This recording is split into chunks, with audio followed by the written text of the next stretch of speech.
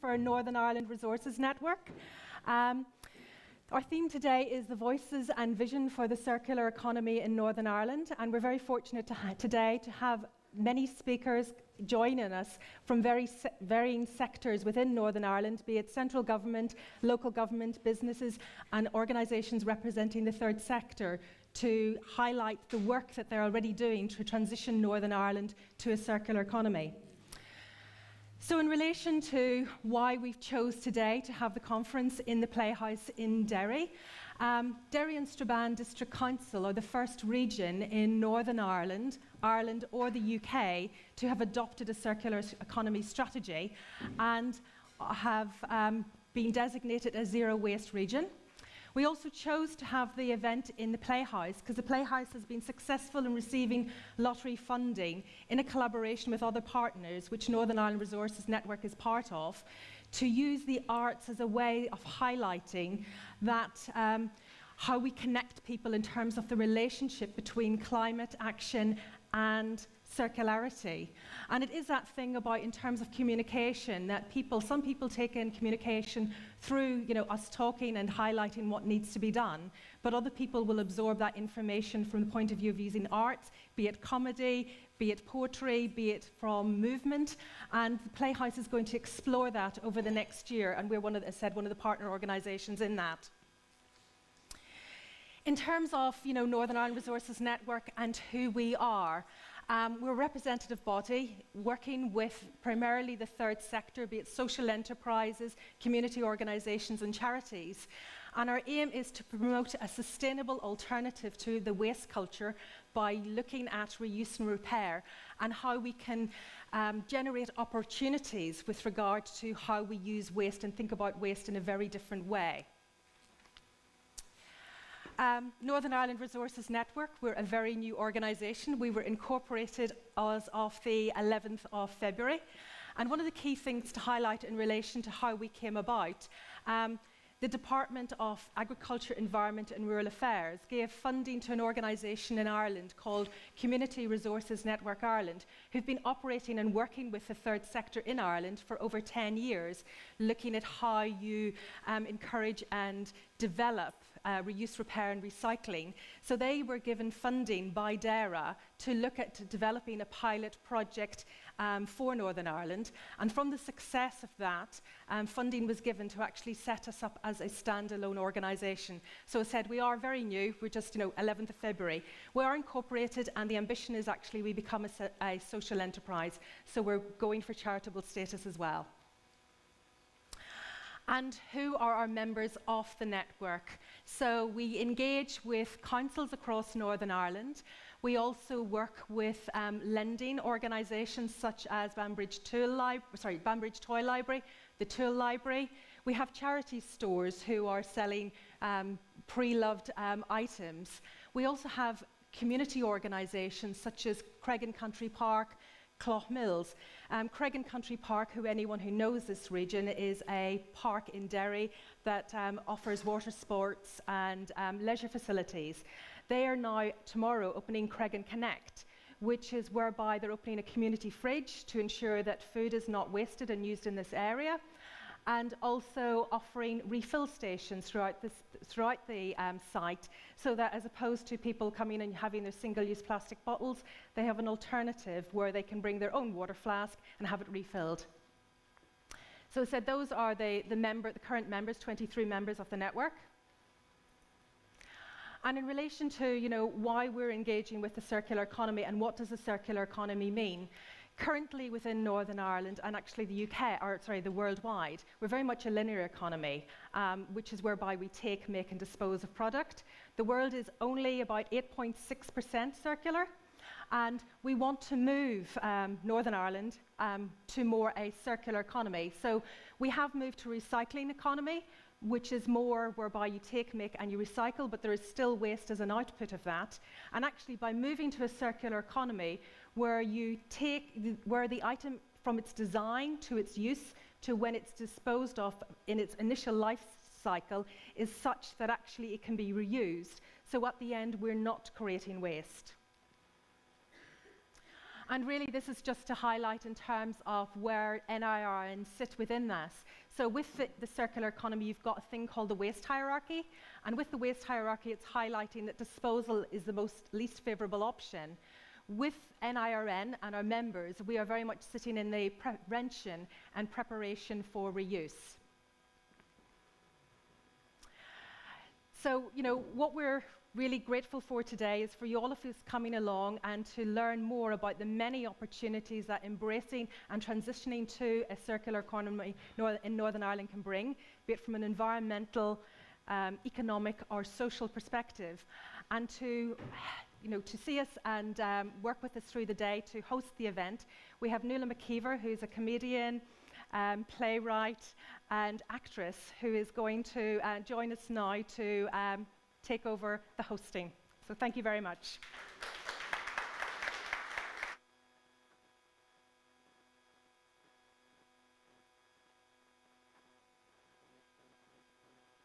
Am I on? Yep. Can you hear me? All right, okay. Hello, hi. Thank you very much, Emer. I thought we were going to hear from the Minister before me, but so it's very nice. The Minister, I'm going to bring on the Minister. He's just hiding out there. No, he's not. Before I go any further, I'm going to play in a video from the Minister Poots from Dara, who has a special welcome and very kind words, I'm sure, to say to everybody here at the conference, and then I'll be back and lift the mood. Carry on. Edwin Poots. Take it away. Hello, I'm Edwin Poots, Minister for the Department of Agriculture, Environment and Rural Affairs. I'd like to begin by thanking you for the opportunity to contribute. Yes, that's right. Hello, I'm Edwin Poots, Minister for the Department of Agriculture, Environment and Rural Affairs. I'd like to begin by thanking you for the opportunity to contribute to this conference organised by the Northern Ireland Resource Network today. Now is the time to ask ourselves the question, how good or bad are our actions to the environment? We all need to recognise the importance of promoting reuse and repair in accordance with the waste hierarchy and contributing to a reduction in waste and greenhouse gas emissions. The work and achievements of Northern Ireland Resource Network to date in promoting sustainable reuse and repair has been very commendable, and I look forward to following your progress in the future. Having such a network within Northern Ireland is invaluable in providing support to the sector, particularly as we begin our transition to a low-carbon, circular economy. And with that in mind, I'd like to provide you today with an overview of some of my department's actions and future plans that will increase resource efficiency and support our transition to circularity. We must move our resources as far up the waste hierarchy as possible. It is important that we encourage as much prevention as possible, and I am pleased to say my department have been making great strides in promoting and encouraging waste prevention. In 2022, the Waste Prevention Programme for Northern Ireland was published, and it includes a number of new and ongoing actions to increase the prevention of waste in Northern Ireland. One of the key measures that has been undertaken by my department is the introduction of a carrier bag levy, which was introduced in 2013, which has been recently reviewed, the levy policy, and strengthened it by agreeing to increase the new charges. I believe that this will further influence customer behaviour and ensure even more plastic is reused and kept out of landfill. My department has also provided funding to a number of waste prevention initiatives, which have encouraged behavioural change and raised awareness. These projects are aimed at keeping our resources in use for longer and preventing waste generation. In addition to funding provided to the Northern Ireland Resource Network, DAERA has provided support to Keep Northern Ireland Beautiful, Lyric Theatre and Fair Share NI for a number of key waste prevention initiatives. Officials from my department and the Northern Ireland Environmental Agency have also been engaging with councils to help encourage and grow the reuse of perfectly good items brought to recycling centres. Items that once might have been destined for recycling or even landfill are now being given a second chance as a result. Several of our councils now operate reuse schemes for materials such as furniture, toys, electrical equipment and paint, with more coming soon. We're all aware by now of the challenging new targets for recycling introduced through the Circular Economy Package. This has set a target of 65% of waste recycled by 2035. However, we've always said that we need to go further than this and ensure that Northern Ireland is at the forefront of ambitious recycling rates. Increasing our recycling and in particular ensuring as much of this recycling as possible is kept within Northern Ireland for reprocessing as a key part of reducing carbon emissions and exports in the waste sector.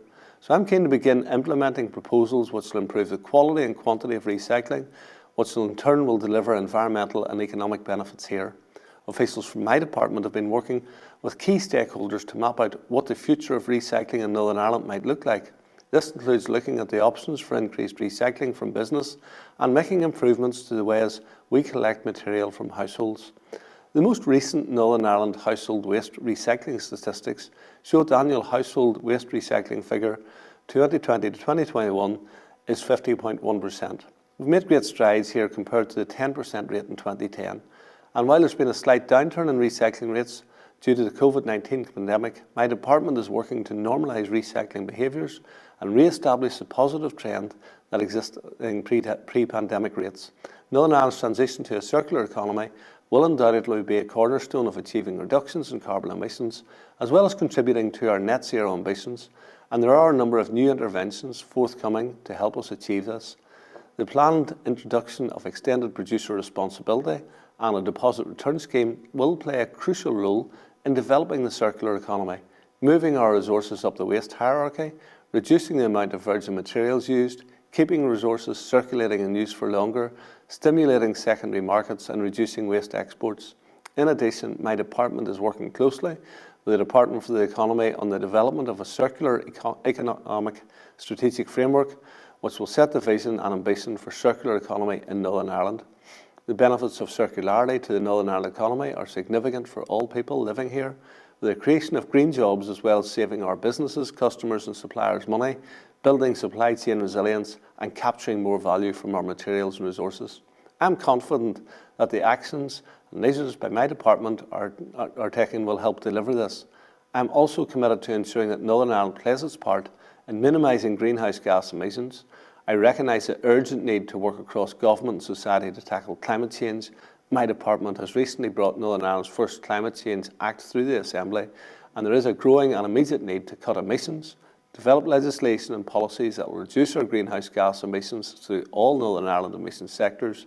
And whilst the waste sector faces a lot of challenges, there is a need to introduce a new direction, in particular on the circular economy. This will be vital if the sector is successfully going to contribute to challenging carbon reduction targets. My department has also been leading the development and green growth strategy on behalf of the Northern Ireland Executive, collaborating with other departments, local government and key stakeholders from across the business, voluntary and community sectors.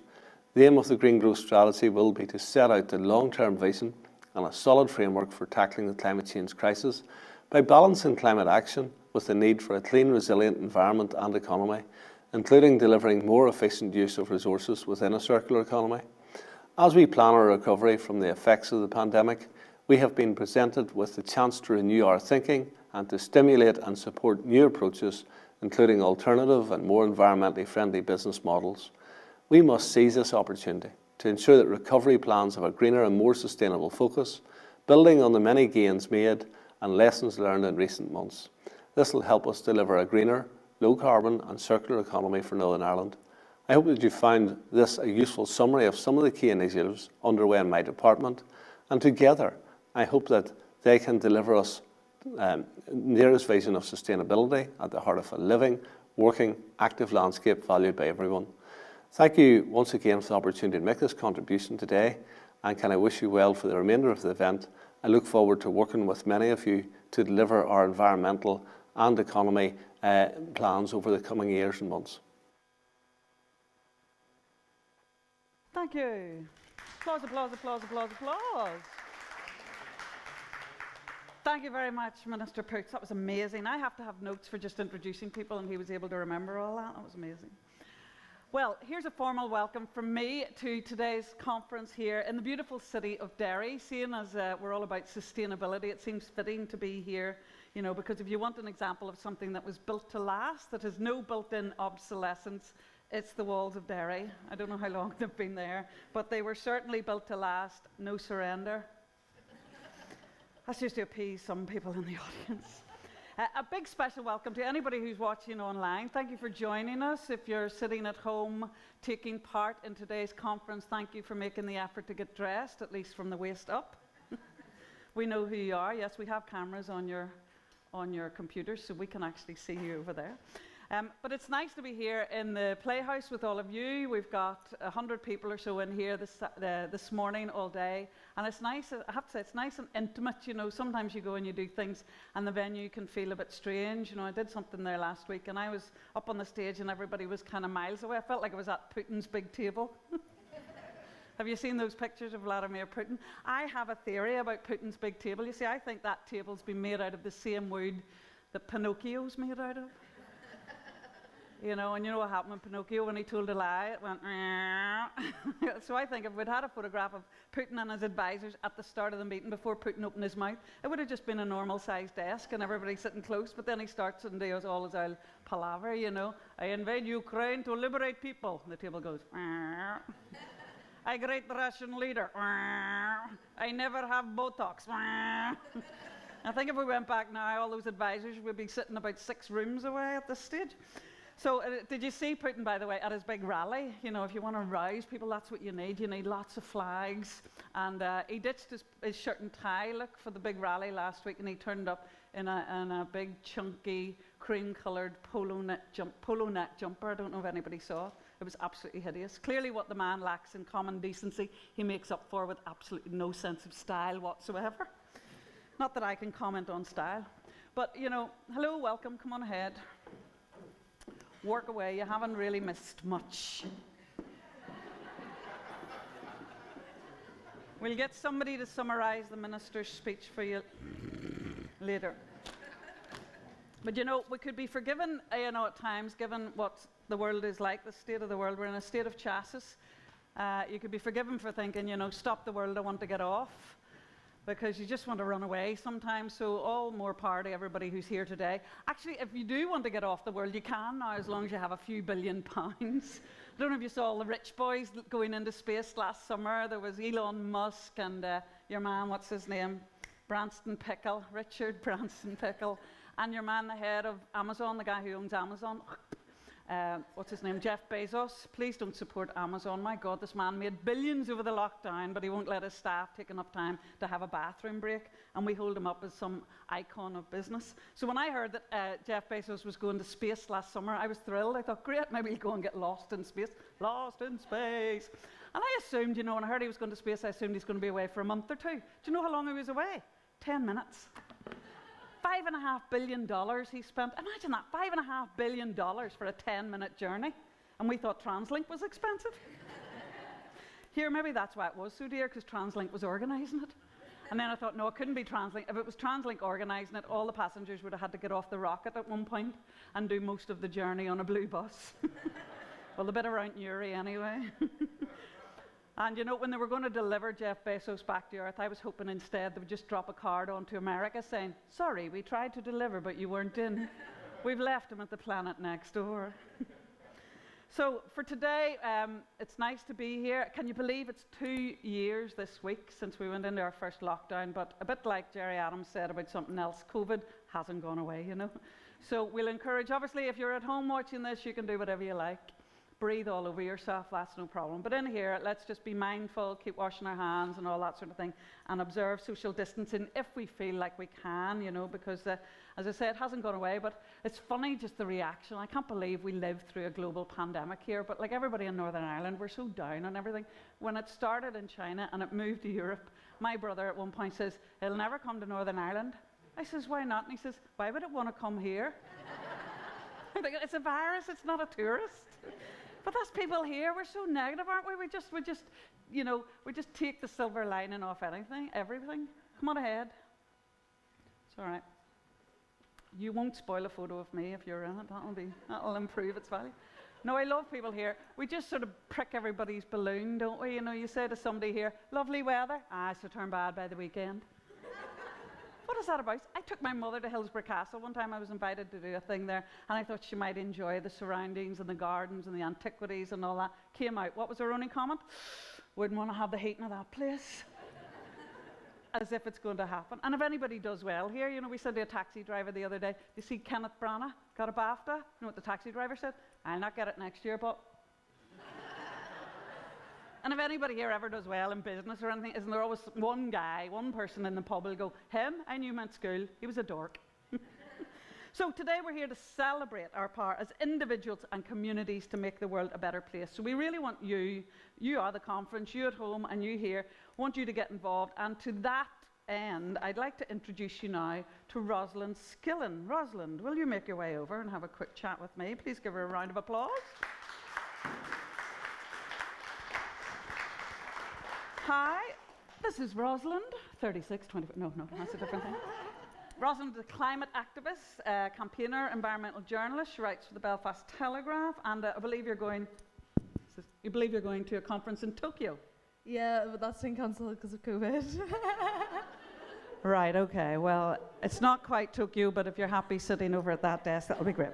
So Rosalind is going to be the conference moderator. What exactly does that mean? You're more dealing with people online? Yeah, so hoping that the online audience will put in really great questions and then we can ask them to the panel and to the speakers as well to keep the online audience really engaged.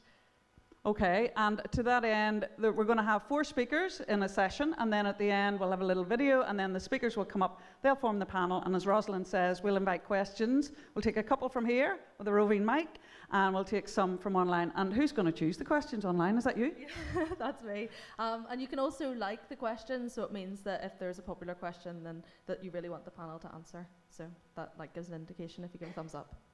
Okay, thank you, Rosalind. Okay, thank you very much. And yes, I would encourage you, when people are speaking, obviously, just make a note of anything that you want to ask, and there will be a chance at the end, and we'll get through as many questions as we can. So I'll turn this one off. Let's go on with our very first speaker for today, sitting down the front, not looking nervous at all. Please give a warm welcome to Alberta Pauley, who's from the Department for the Economy. Alberta is going to be... Am I on? Yes? I just can't hear myself very well. Alberta and her team are working with the Strategic Investment Board to develop a circular economy strategic framework for Northern Ireland. And I believe her presentation is going to cover what they've done so far, what the plans are for the future. There's going to be a publication of a strategic framework, and we're going to look ahead to the delivery of that. So I can't wait to hear what you have to say. Please welcome Alberta Pauley.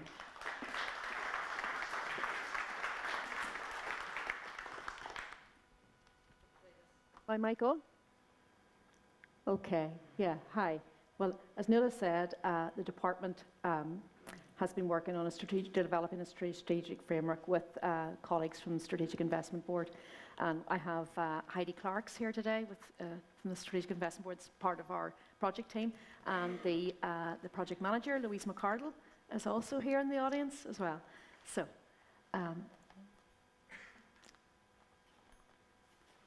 there we go. Okay, so, oh, have I missed one? There we go, sorry, missed 2. So why are we chasing this? Why are we chasing a circular economy at all? We're trying to create more sustainable production and consumption patterns. It's about reducing our material use, especially our dependence on imported virgin materials, as well as making a better use of the resources in the system. And by doing this, we will reduce carbon emissions and support the transition to net zero. It's about creating a more sustainable, low carbon and circular economy. And Northern Ireland is dependent on the import of materials and products to meet our everyday needs from all over the world. Products are often made elsewhere, and the materials used to make them are extracted elsewhere at a cost to the environment elsewhere. However, we're offshoring some of our environmental impact and some of our consumption as a result of that. And we can't be ignorant to that. We can't be ignorant to the scale of that, in a sort of out of sight, out of mind type way.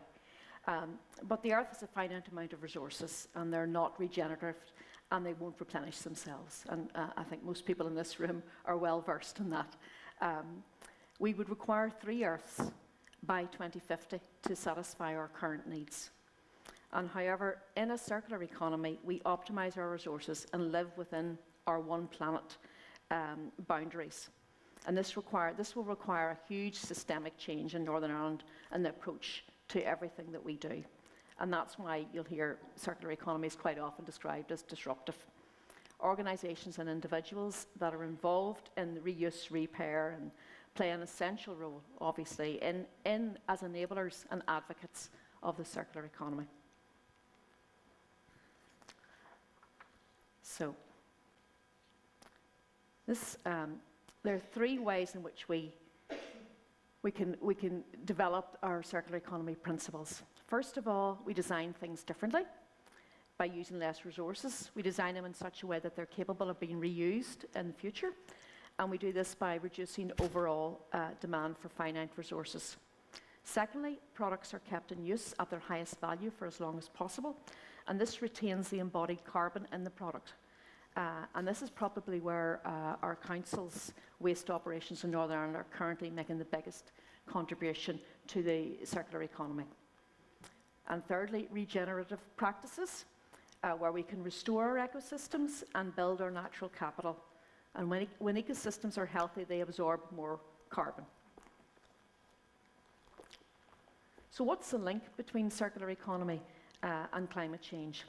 It's only by redesigning how we produce and use products that we have a chance of addressing almost half the greenhouse gases issues that are associated with making and using products. And so much effort to date has gone into climate change, focusing on renewable energy, on energy efficiency, on carbon capture. But as this report from the Ellen MacArthur Foundation points out, that only addresses 55% of current emissions. So this link between circular economy and tackling climate change has been acknowledged in the Green Growth Strategy that you heard Minister Poots talking about earlier, and in the Energy Strategy, which is developed by my department and the Department for the Economy. However, we have a long way to go to increase our knowledge and awareness of circular economy. Often the conversation is limited to its potential to impact on the waste sector, when in fact, if we help more at the front end by designing things differently from the outset and increasing resource efficiency from the outset, will reduce emissions and be more effective across all sectors. So it's a whole system approach to economic growth in its broadest sense. So this is the Circular Economy Strategic Framework that I've been working on with my team and with Strategic Investment Board. And through developing this framework, we're seeking to raise awareness and understanding of circular economy in Northern Ireland and its benefits for the whole economy, for society, for government, for the environment, and to increase collaboration across government and industry, and to provide a clear vision and ambition for greater circularity in the Northern Ireland economy. And we have a governance structure in place centrally. We have a cross-departmental steering group, and there's some representatives of that here today, senior officials from every department across the Northern Ireland Civil Service.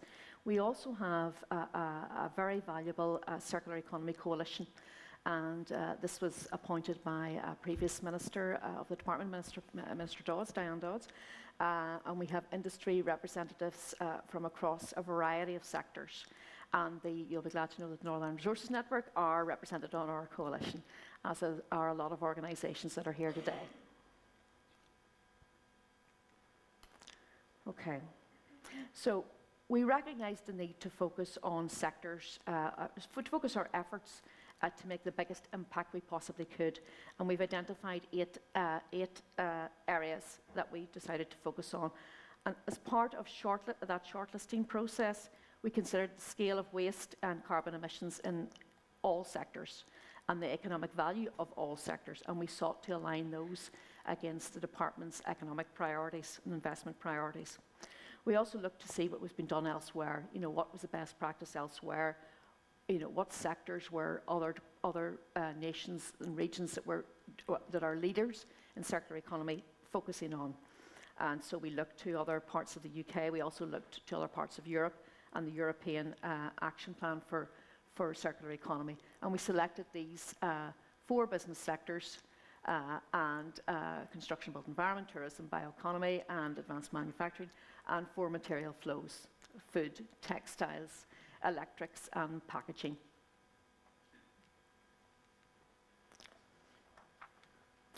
There are 4 main strands to the work that we've been undertaking with colleagues and with the Strategic Investment Board. And these 4 strands will effectively form the evidence base for the strategic framework that we're developing.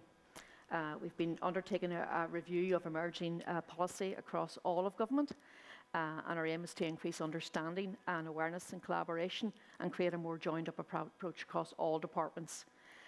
So that the policy review has been critical in this and has given us so many opportunities over the past 16 to 18 months to really engage with all departments and obviously particularly with colleagues in DERA.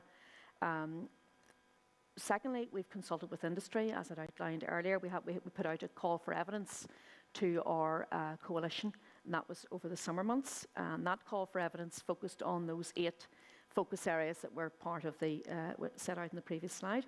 And we asked members to identify barriers, opportunities, good examples of best practice, and to suggest targets. And we've also identified 6 key enablers that will help us accelerate the transition to a circular economy in Northern Ireland. And these are really our enablers that will help us influence behaviours by industry, by government, by individuals, by society, digital, finance, media, education, central and local government, and procurement.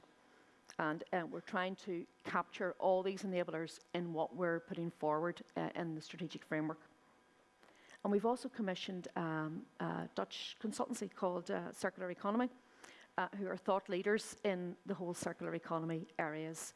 And for several years now, they have produced a Circularity Gap report, which is presented at the Davos Annual Summit of World Leaders and Heads of State. And they are undertaking this gap study, which is really a baseline study for us to set the scene so that we are informed, that we have the metrics, that we have the evidence base to inform the strategic framework. So, as I said earlier, we're aiming to enhance our understanding, and over the past 18 months, there has been so much policy under development in the NICS. The Minister, as you heard, talked about the Green Growth Strategy and its threefold approach. One of the elements was the need to develop a circular economy for Northern Ireland, circular economy strategic framework.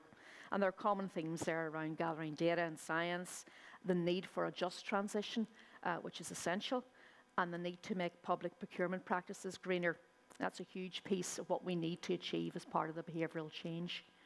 And also the environmental strategy, which the Minister touched on as well, and the food strategy framework, which promotes a whole systems approach to food and focuses on reducing food waste and the use of single-use plastics and promotes recycling materials in food packaging. The agriculture policy framework portfolio and the innovation strategy also support the regional bioeconomy and that push and drive towards a circular economy. And lastly, the investment strategy for Northern Ireland, which SIB currently have out for consultation, and within its core recognises the need for a circular economy development and the objective to decarbonise our economy and our society. Circular economy also supports strategies within my own department, and many of you here will have heard of the 10X Economic Vision the department published last year, and its concentration on innovation. And it's only through this innovation that we will achieve, obviously, all our goals around the circular economy and lower carbon emissions. And it identifies priority clusters, such as digital, advanced manufacturing, and agri-tech. And this enables us to design circular solutions, to adopt business models, and to enable greater circularity. And none of these strategies have been, have been developed in isolation, including the skills strategy, which my department will be bringing forward as part of the new mandate after the Assembly elections in May. Not surprisingly, you will imagine that there will be opportunities in that for reskilling, lifelong learning, skills changes needed for the labour market to make these changes to decarbonise industry and the economy and society. And lastly, the city and growth deal funding, which creates opportunities to develop innovative projects as well. Okay, so these are, as part of the coalition, the call for evidence that went out to coalition members in the summer months. Some of the feedback that we got is represented here, and just give you some of the feedback around one of the strands. So one of them was lack of leadership and vision and funding from government, and other systems for measuring material that are not fit for purpose, Public procurement currently needs to support, is supporting linear business models, so we need to address that. Lack of awareness and skills. A collaboration across sectors is not possible without proper networks in place. That's another issue. Circularity is not taught in schools formally, and there are no incentives for industry to source regenerative materials, as virgin materials are cheaper, and lack of investment in research and innovation surrounding circular economy issues. So those were all barriers that our Circular Economy Coalition highlighted to us, and that this is part of our evidence base, and we will be reflecting on those and how we develop the framework. This is similar to a slide that Emer used earlier. Just quickly, in terms of this, we've been promoting circular procurement in our conversations across the NICS, and public procurement in Northern Ireland is in excess of 3 billion per annum. So we've got massive, significant opportunity here to shape markets and change behaviours through this buying power. Huge. The executive has recently announced approaches to procurement which have added in a social value clause to encourage additional benefits that can aid recovery for communities and economies. And the new social value clause is mandated from the 1st of June of this year, so that tenders must include a minimum 10% towards award criteria to social values. And that's for contracts or service contracts over the value of 123,000 and construction contracts over the value of 4.7 million. So the Green Growth Strategy in Northern Ireland and the Investment Strategy for Northern Ireland, they also promote green procurement as well, and that's sustainability and circular economy. This procurement hierarchy aligns with waste hierarchy and provides us with a helpful process to follow in procurement. The need to rethink, the need to reduce, the need to reuse, and the need to recycle. Okay, so I talked earlier about the consultancy that we have appointed, actually called Circular Economy. And this is the first time that an innovative report like this has been done at country level in the UK. And it seeks to measure the size of the problem to help uncover the solution by applying a global circularity metric. In effect, it measures the level of material in Northern Ireland that is circulated back into the Northern Ireland economy. It also includes analysis of jobs and skills, and we will test various scenarios to help to see how we could possibly encourage greater circularity. And we'll do those scenarios by testing them on those 8 sectors that we identified earlier, those 4 business sectors and those 4 material flows.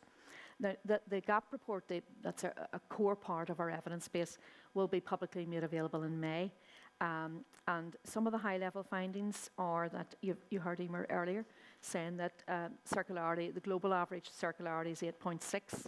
Well, our findings are that the global average in Northern Ireland is 7.9. So obviously we're slightly below that global average. And while Northern Ireland is making progress towards moving away from a linear economy through decarbonising electricity production and increasing our recycling efforts, there's obviously a long, long way still to go to make our economy a fully circular economy. And Northern Ireland has a moderately high material footprint of 16.6 tonnes per person per year, which is significantly higher than the global average, which is 11.9 tonnes per person per year. Okay, so this slide just covers opportunities to reuse and to repair. Oh, have you? Oh, right, okay, okay, quickly. Okay. So, really, increasing awareness and education and impacts of wasted products, fund research and innovation, procure local suppliers for government contracts, and develop markets and secondary products, and upskill the workforce in deconstruction, repair, and reassembly. Okay, just moving very quickly here. It's slide 14. So all of this evidence base is part of how we're drafting the strategic framework. And the strategic framework itself will be loosely based on the Ellen MacArthur Foundation policy goals. And we will be addressing the root causes rather than the symptoms to move the economy from a linear economy through to a fully circular economy. The recommendations will be strategic and they'll be specific on areas and on focus sectors. And just finally, to give you next steps, as I said earlier, we'll be publishing that circular gap report, that baseline study in May, which is a significant element of our evidence base. Then we consult with our coalition, stakeholders across all the economy, and with obviously across the civil service and other bodies in June, with a view to then taking on board those findings, redrafting, and producing a formal document for public consultation in the autumn. And then obviously then after that, we would be in a period of taking on board and reflecting on the results of that public consultation to bring forward the final strategic framework in the spring of next year. Thank you very much. Brilliant. Thank you very much, Alberta. Thank you. That was fascinating. And we're going to go straight on with our next speaker, Rachel. And yes, if everybody overruns, we'll overrun a little bit, so we'll try and keep it on time. Rachel is Environmental Policy Lead at DAERA. She's worked on the development of a reuse and repair network in Northern Ireland since the initial feasibility study was undertaken in 2019. And she's Policy Lead for single-use plastics, waste prevention and recycling within DAERA. She championed the removal of single-use plastics across all government departments in Northern Ireland. So can't wait yet again to hear what she has to say. Please welcome Rachel Hook.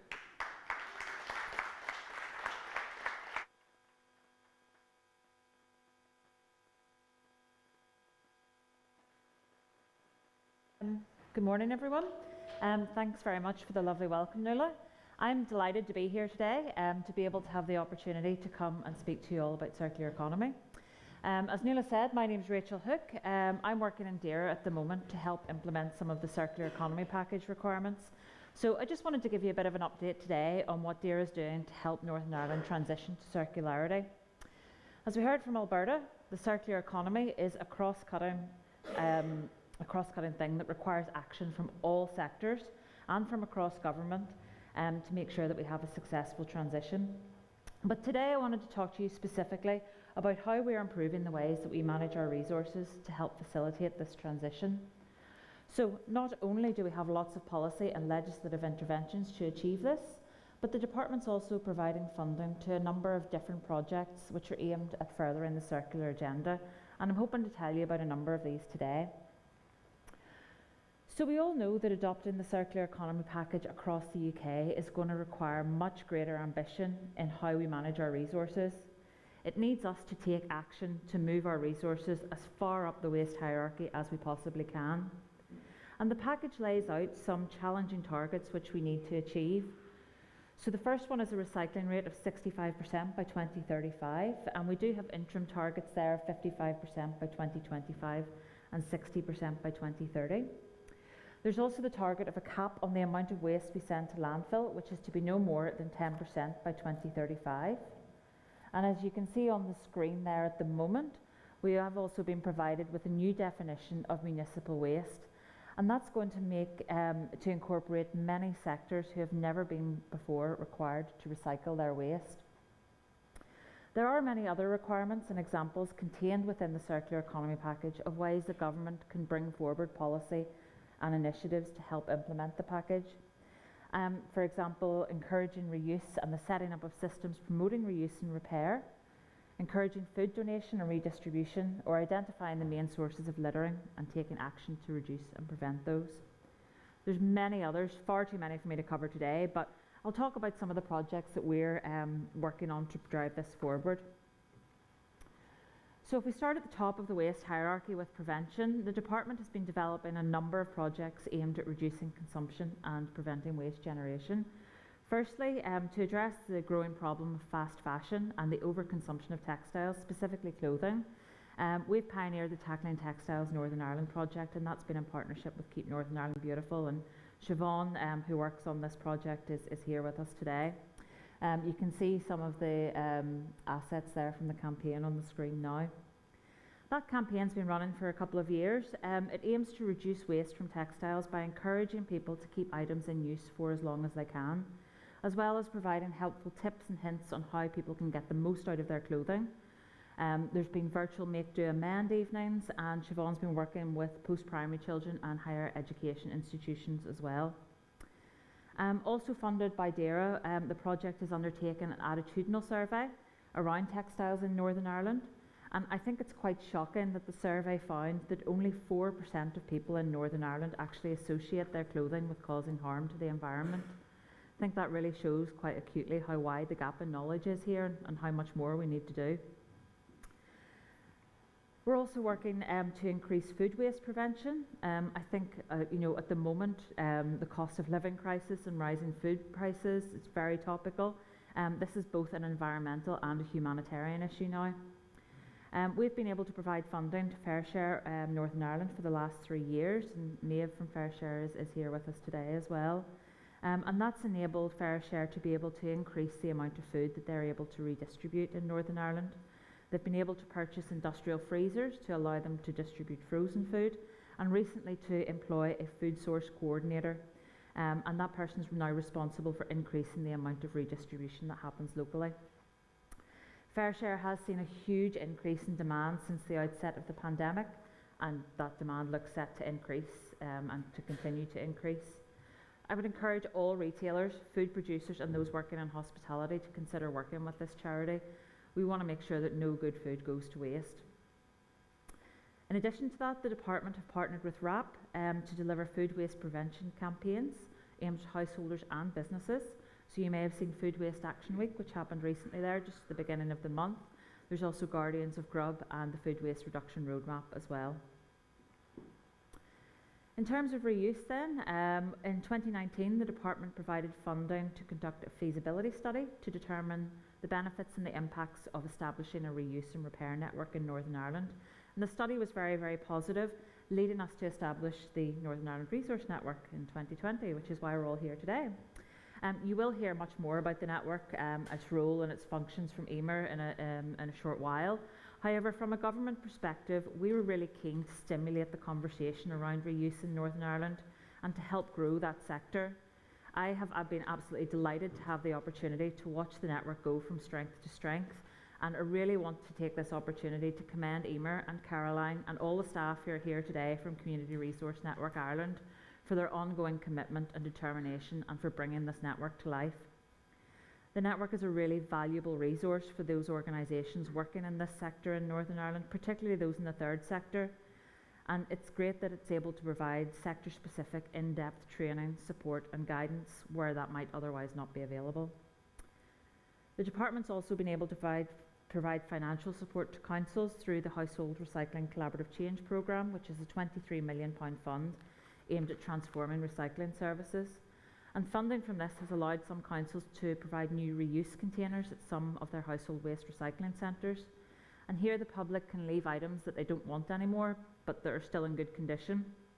And in addition to that, we've been pleased to see some councils go even further than that, setting up reuse schemes for particular waste streams. So, for example, waste electrical and electronic items.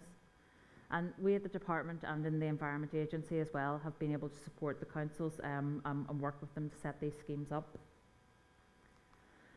So on to recycling then, and as the Minister stated in his opening address, Northern Ireland has now achieved a recycling rate of just over 50%, and we are now of course looking ahead to the 2035 target. But I should also point out at this stage that the new climate change legislation, which received passage in the Assembly earlier this month, sets out an even more ambitious recycling rate for Northern Ireland of 70% by 2030.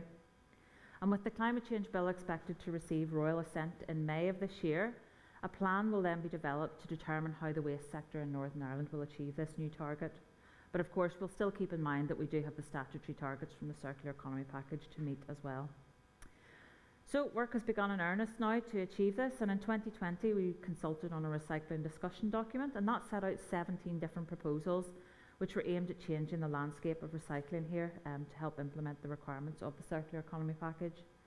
And based on the public responses to this, we've developed a number of short, medium and long-term options which are now beginning to be brought forward. So for example, we're currently working with the councils to co-design a set of minimum service standards for household recycling and waste collections.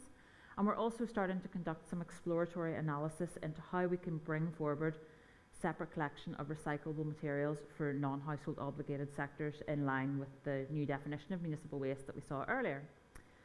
We're also going to be seeking to make improvements to our food waste collection service. Already since the introduction of the food waste regulations in 2015, we've been able to divert 1.5 million tonnes of biodegradable waste from landfill, but we're really keen to make sure that we capture as much of that organic waste as possible and keep it out of our residual waste streams. The key focus for our recycling going forward is to improve the quality and the quantity of what we collect. We want less contamination, more of our resources able to be used, and more of those resources kept in use for longer with the maximum value possible extracted from them, all key facets of circularity. And we must not forget the additional impacts that this will have for the environment in reducing carbon emissions, contributing to net zero targets, and the benefits that it brings to the economy through the creation of green jobs and the added capacity for reprocessing that could be created in Northern Ireland.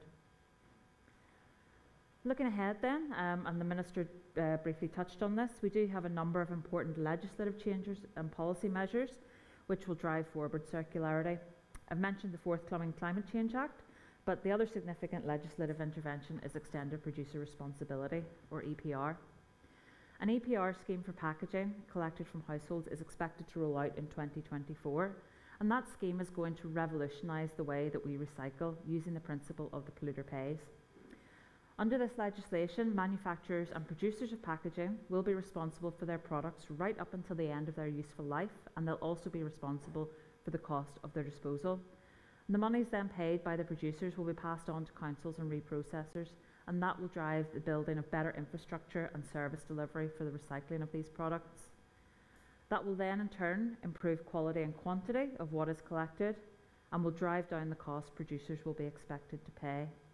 And it's also hoped that this scheme will lead to innovation in the packaging sector, with many producers now seeking to find new types of materials or indeed designing out waste completely.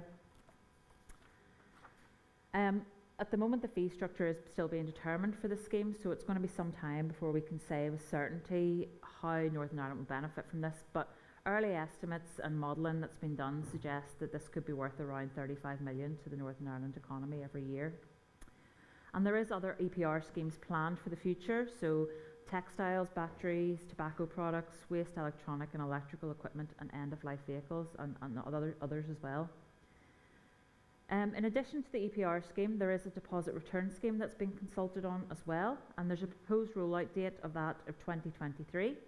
That scheme is going to focus on drinks containers. It'll help tackle single-use throwaway culture. And deposit return schemes are proven behaviour change initiatives that incentivise everyone to do the right thing. The introduction of that scheme will be another significant milestone towards a circular economy and is part of the broader platform of interventions to transition us away from our make, use, dispose society. And then finally, we have a raft of work taking place on plastics and plastic pollution. We've been developing a plan to eliminate plastic pollution in Northern Ireland, and that's one of the commitments in the New Decade New Approach document.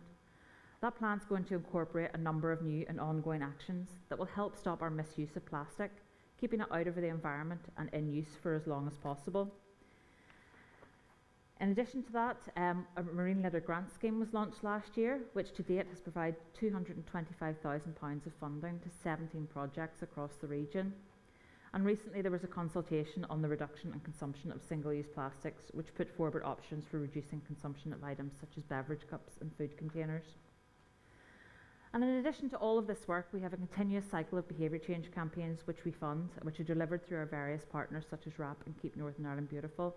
And those campaigns are integral to spreading the message about circularity and improving our natural environment, encouraging the public to take more action and have more environmental responsibility. And then quickly, because I know I'm running out of time, but on that note and to finish, I just wanted to talk about my kids.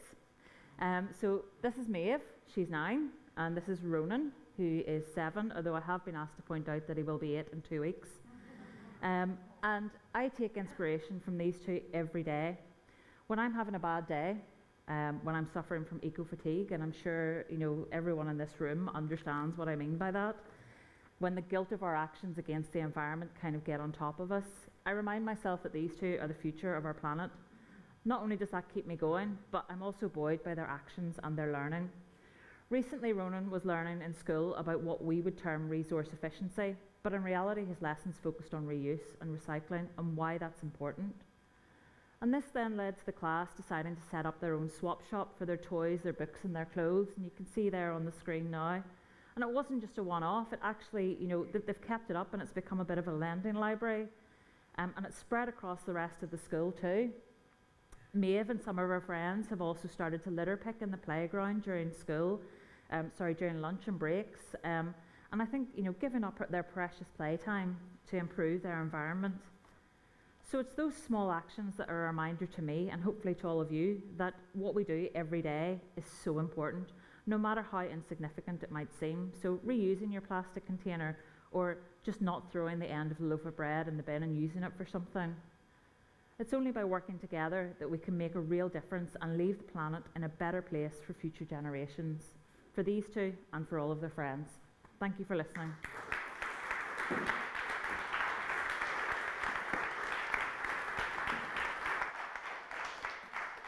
Thank you, Rachel. That was brilliant and a lovely positive note to end on.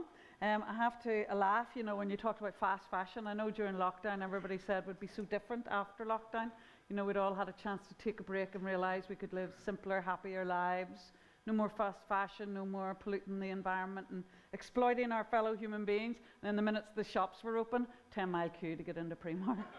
Everybody's going, I just missed my Primark, quick, give me something polyester for under £2. Anyway, we're going to crack on now.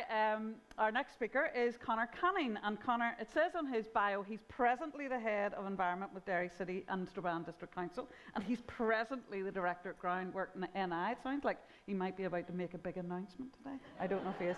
But he's chair of the Council Waste Forum, which is a body that represents all 11 council districts when it comes to all matters waste. So he's the man who can talk about it all. Please welcome Conor Canning.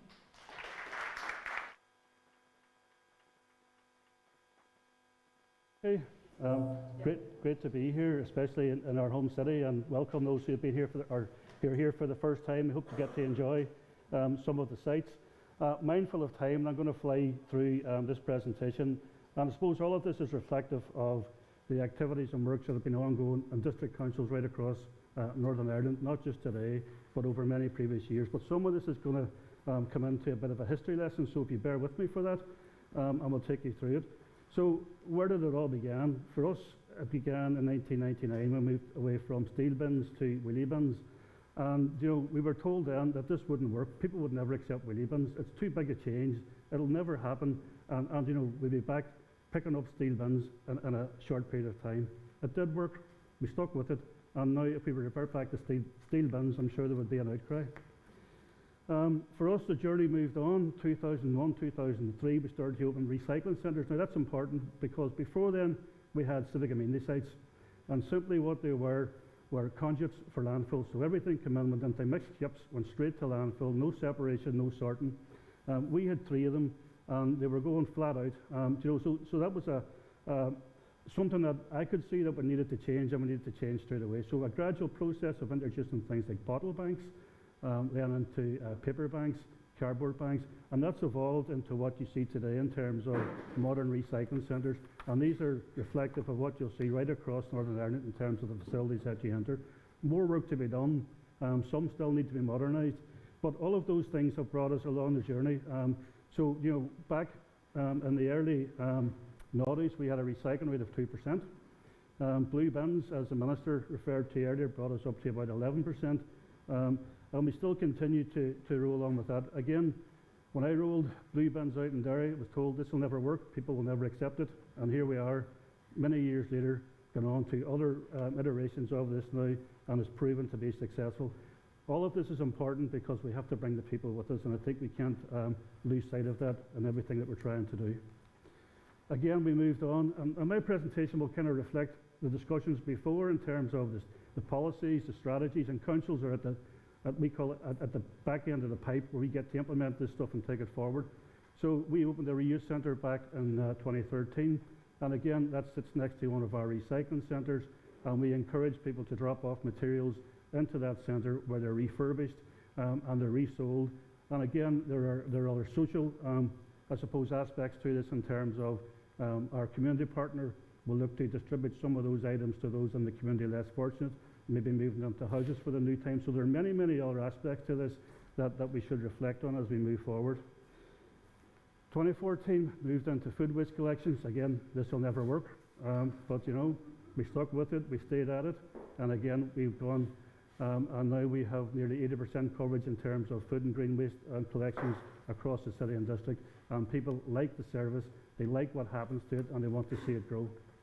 Okay. 2017, this council, in conjunction with our community partners, Zero Waste Northwest, commissioned a circular economy zero waste strategy produced by Eunomia.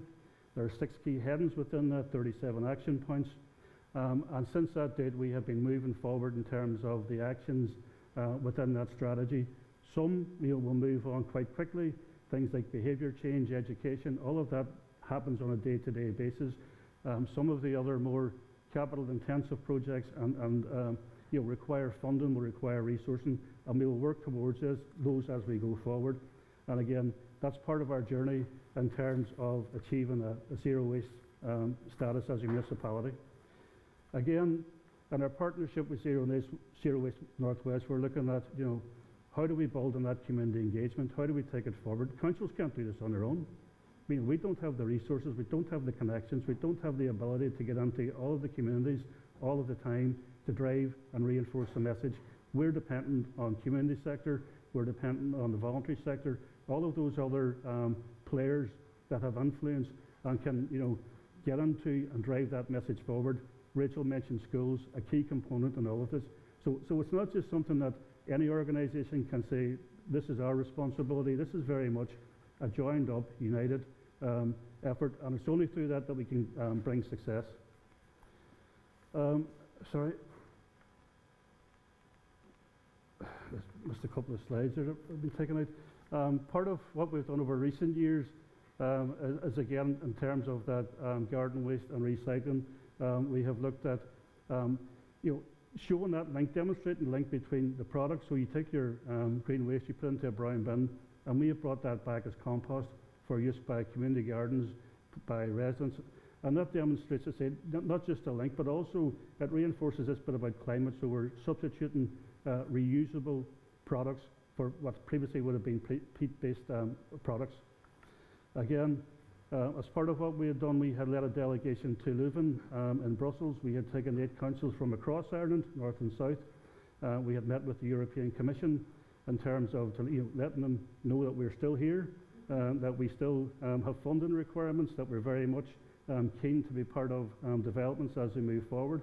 And we took that as an opportunity to learn from our colleagues, to look at best practice within those regions and to see how they implement these strategies at a community and local level.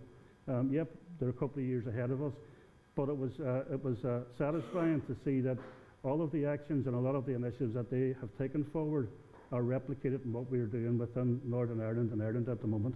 And I think that's hopeful in terms of driving this forward. We have, as you say, gone for zero waste city status, and we're in the process of taking that process forward. Again, that's very much dependent on buy-in and participation from not just the statutory sector, but all of our community partners and organisations right across the city and district. And it's only by that we will achieve that status. And again, it's something that's linked to the business that council does day in, daily, but we need to embed that in the business and activities that, I say, becomes just part of what we do and who we are. Again, we have more recently combined some of our food waste and green waste collections, and the basis for that was we were collecting these materials separately in some instances at the same property, but the material was got off to the one processor. So from an efficiency and effective perspective, it's better to combine those processes. So now, I say we have 80% coverage at the moment, and again, go back to the previous slide where we had talked about we had been at 2% back in the early noughties. We're now sitting at 49% as a council. Have we more to do? Of course we do, but I think in 20 years we've made significant progress, and we need to reflect on that, and recognise the hard work that has been achieved in the intervening years. All of this is dependent on people. We can only manage and be successful where we're bringing the community with us. They have to understand what we're asking them to do. They have to understand why we're asking them to do it, and they have to understand what it is that we require of them. So we're very strong in building those community relationships, very strong in getting into partners right across the city and district, statutory, private, voluntary community. This is one of our campaigns in terms of a cookery, a chef, advising how to reuse food. And again, in today's climate, in terms of the cost of living crisis, entirely relevant, and not just related to waste or to circular economy, but to how people live their lives. So there's a direct link between anything that we try to do as a local authority and all of the other issues that are, I suppose, impacting on communities right across the city, district and the island of Ireland at the moment. Food resilience, Acorn Farm, I'll just go on to that in a second. We have secured £5.6 million to develop an urban farm over at the St Colum's Park site. It will be a hub for sustainable food development, learning, transfer of skills, and it will act as, I suppose, as well as a sustainable visitor centre and encouraging people to come here to this city and district to learn about sustainable food production. And all of those things generate growth and income. So, we're mindful of the need that, as well as protecting and enhancing and sustaining our environment, we have to bring prosperity to the region and district as well. So all of those things are linked, and as an organisation, we're very keen to do that. And the motto of that, as I can grow, or I suppose learn as you grow as well. Again, it's been talked about in terms of, how do we get out and instill this circular economy message. We have to demystify it. People don't understand jargon and terms, and if we start talking about circular economy and about what that means and about the 10 key points that we have to take forward, people won't get it. We need to break it down into something they can understand. We need to break it down into things that they can do and appreciate. So showing someone how to build a flower bed that they can grow vegetables on their window, those are important things, and those all fit into that message. It also deals with some of the waste issues, because we're showing people that it's not a waste when you're finished with it. You can do something else with it. You can change it, and that's part of this whole process. And again, at community level, it's something that we're very keen on, and something we think that there's plenty of opportunity in terms of all the other things that are important to people, and that's in terms of creating economic opportunity, creating growth, and making lives better for people across the city and district. Again, one of the other initiatives we've taken forward is the Happy Nappy scheme in support of the Northwest Nappy Library. We will provide funding to those who want to switch to using real nappies. We'll provide information, we'll provide instruction and learning. And again, when you think back on today's cost of living crisis, that can save a family up to £1,000 in terms of taking a child from new birth up to potty training. So it's not an insignificant sum, never mind the thousands of tons of material that you're diverting from landfill, and the biogases that you're offsetting and doing, and taking that forward. Again, education, promotion. We have a lot of events in the city, as people will know. So we've looked at how we can incorporate reuse into that. We've looked at things like encouraging biodegradable materials only at all of our events. So if you're a vendor, you want to turn up, then you've got to do that. So we have made those changes. We've tried to design out plastics, single-use items, and again, that's embedded now within our events team and our events processes. And I know Brendan's there from Belfast. That's an installation we borrowed from Belfast. Again, it's just showing how you can use art, creativity. You can use products that formerly would have gone to landfill to do things different with. Again, much has been said during this about climate change, and as an organisation we have looked at where does all this fit together, and I suppose for us now the overarching consideration is climate. Whether it's circular economy, sustainable food, energy, all of those things relate to climate. And we have again, working through our collaboration with all the different players listed on the screen there in terms of trying to get their buy-in, encourage them to take forward initiatives. And a lot of stuff a lot of that we will do ourselves, but we will look to get community engagement for that. There's a video about to run, but I think given the time constraints, we'll pass over that today. Again, just another one of our climate initiatives, Kathy Burns, our climate officer, tree planting. Again, it's a huge benefit. It's got a huge benefits in terms of addressing some of the climate issues. I think what's also important with those type of events is you're getting community buy-in, and they're there with you, and they're seeing how their local actions impact on a regional and global level. Again, much of our community partners, and I know some of our colleagues are in the hall today in terms of Zero Waste Northwest, and I think that kind of sums it up in terms of what this is all about. So, with reducing, reusing, recycling, redesigning, composting, and all of that will have positive, not just economic benefits, not just waste benefits, but also ultimately for us climate benefits. Again, just some of the work we do with schools. So we have a large number of schools signed up to eco-schools within the city and district. We work proactively in ensuring that happens and driving all of the messages related to environment through to them. We have worked in terms of developing our technology.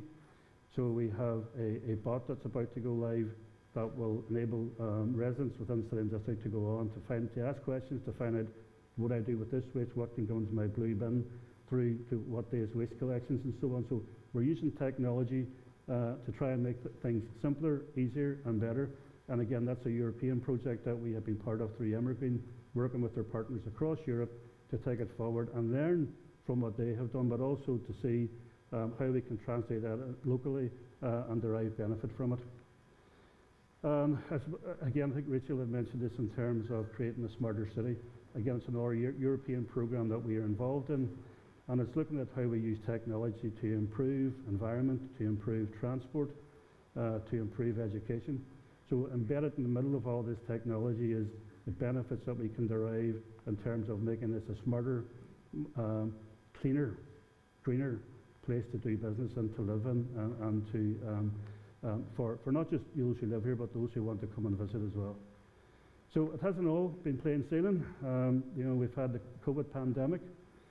Personally, I'd like to thank all of the staff, and I know there's someone in the room today, and I'm sure it's for all the other councils as well, who have had teams out over the past 2 years delivering all of these services. The Minister talked about a small drop in recycling, and it was just that, it was a small drop in recycling.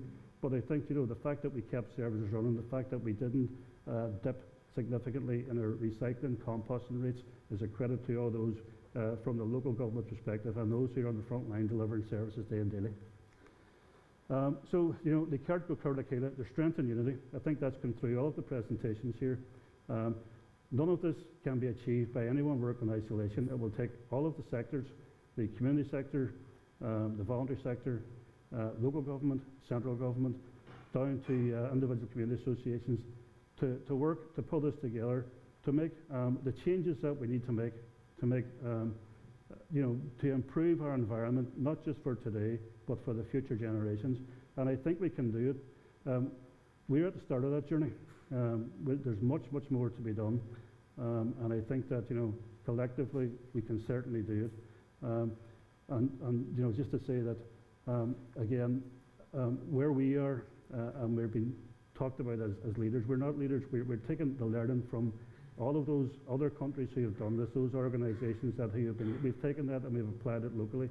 This council is very strong on environment, it's very strong on social inclusion, and it's very strong on economic development as well, but all go hand in glove, and we won't take one forward to the disadvantage of the other. So thanks for listening today, and I hope that's been informative, and enjoy the rest of the presentation.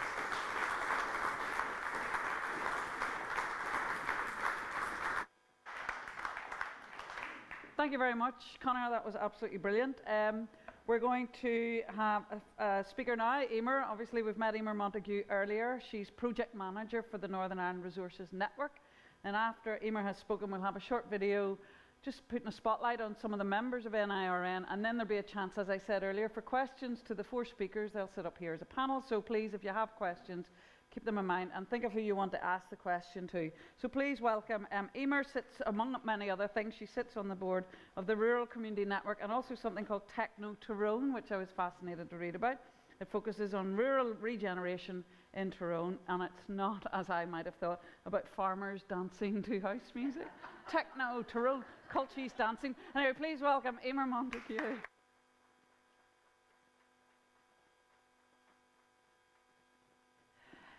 So what I'm going to talk about today is how we need to rethink how we view waste and actually move the word waste out of our vocabulary.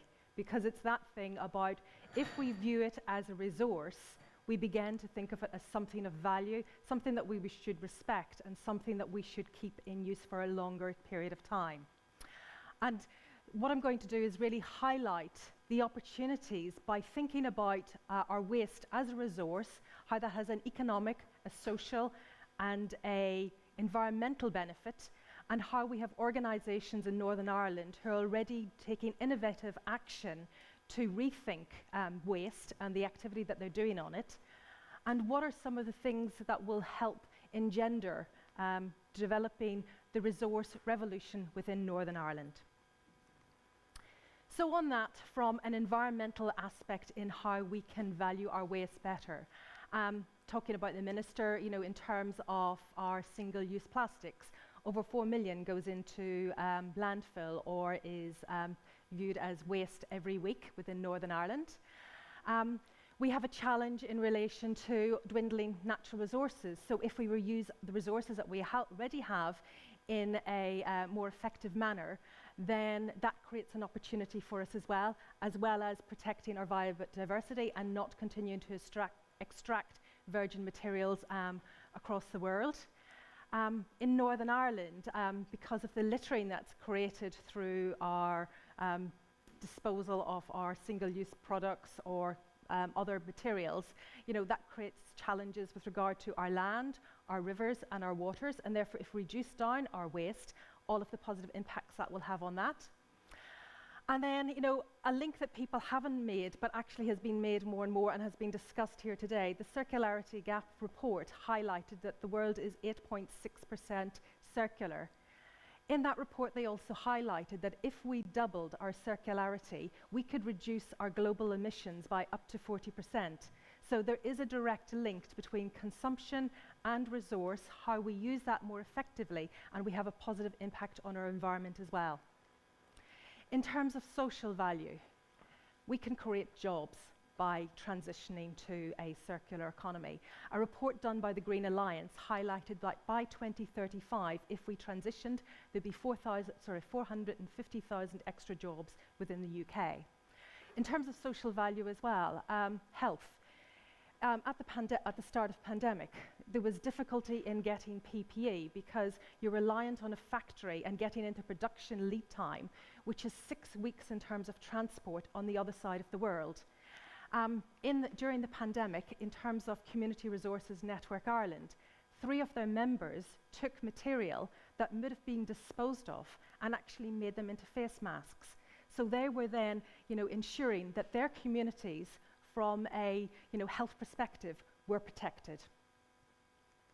And in terms of opportunities from value, you know, this is stuff that we consider waste. So from an electronics point of view, between Black Friday and Christmas this last year, the UK bought 40 million electronic items.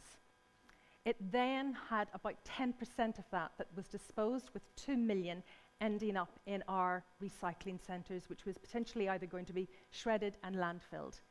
Within France, you've got a company that actually has identified and recognised that that electronic is not a waste, it's a resource, and it's actually the most valuable French startup, which was given £1 billion worth of funding in the last year in terms of refurbished tech.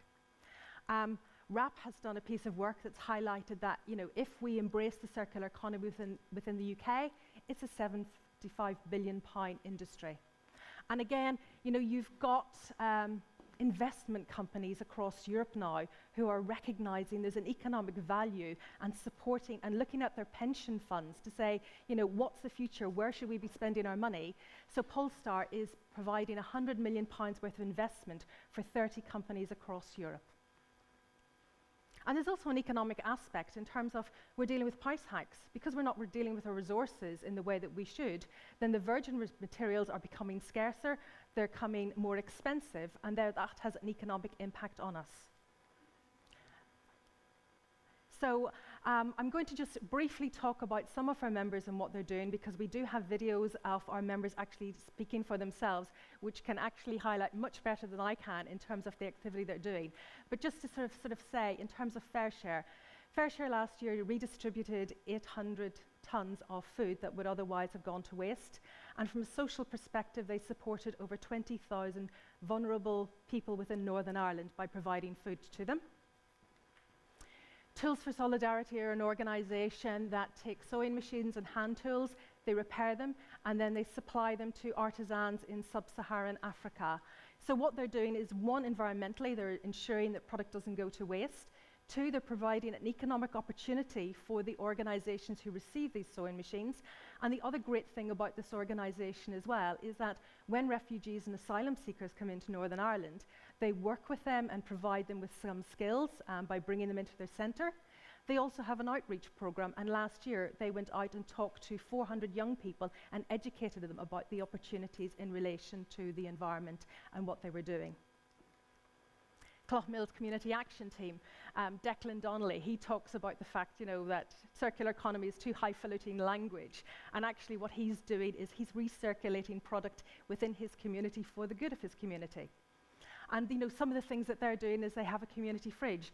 They have a library of things so that the whole community come along. So as opposed to somebody going, every family going out and saying, we need a bread maker or whatever product that they may use once or twice in their life, actually there's a central library that people can come and borrow it from.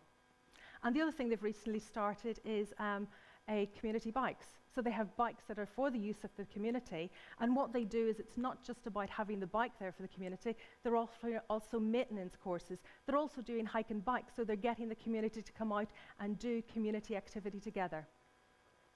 And then from a council perspective, Fermanagh District Council was one of the first councils that became a member of the network. And they're doing great activity because in their recycling centres, they will have a reuse space where charities can come along and actually take the product that's been left there by the product or by the customers, and then they can actually reuse that material, sell it on, and then provide social value for their communities. And another great initiative that Fermanagh District Council do is paint is one of the most hazardous and most expensive items to dispose of. And they have a reuse area where the people coming along drop it off in the reuse area, and other members of the community can come and use it. So in terms of NIRN, one of the things that we want to do is demonstrate the value of our members from all of these perspectives. What are they doing environmentally, what are they doing socially, and what are they doing economically? And one of the sort of key numbers that I would highlight for you is that, in terms of the waste that they've saved from landfill, it's over 2,000 tonnes. And what that equates back into in terms of carbon emissions is nearly 15,000 tonnes of carbon emissions that were saved last year in terms of their activity. I tried to think about what that looks like in relation to trees planted, and it equates to about 6,800 trees, which when you look at a established woodland, you'd look to have 100 trees per acre. So in relation to what that looks like in Northern Ireland, it's 2 Rathlin Islands, and then a bit more. And what is the vision for the future, for where we want to be, and what are the things that need to happen?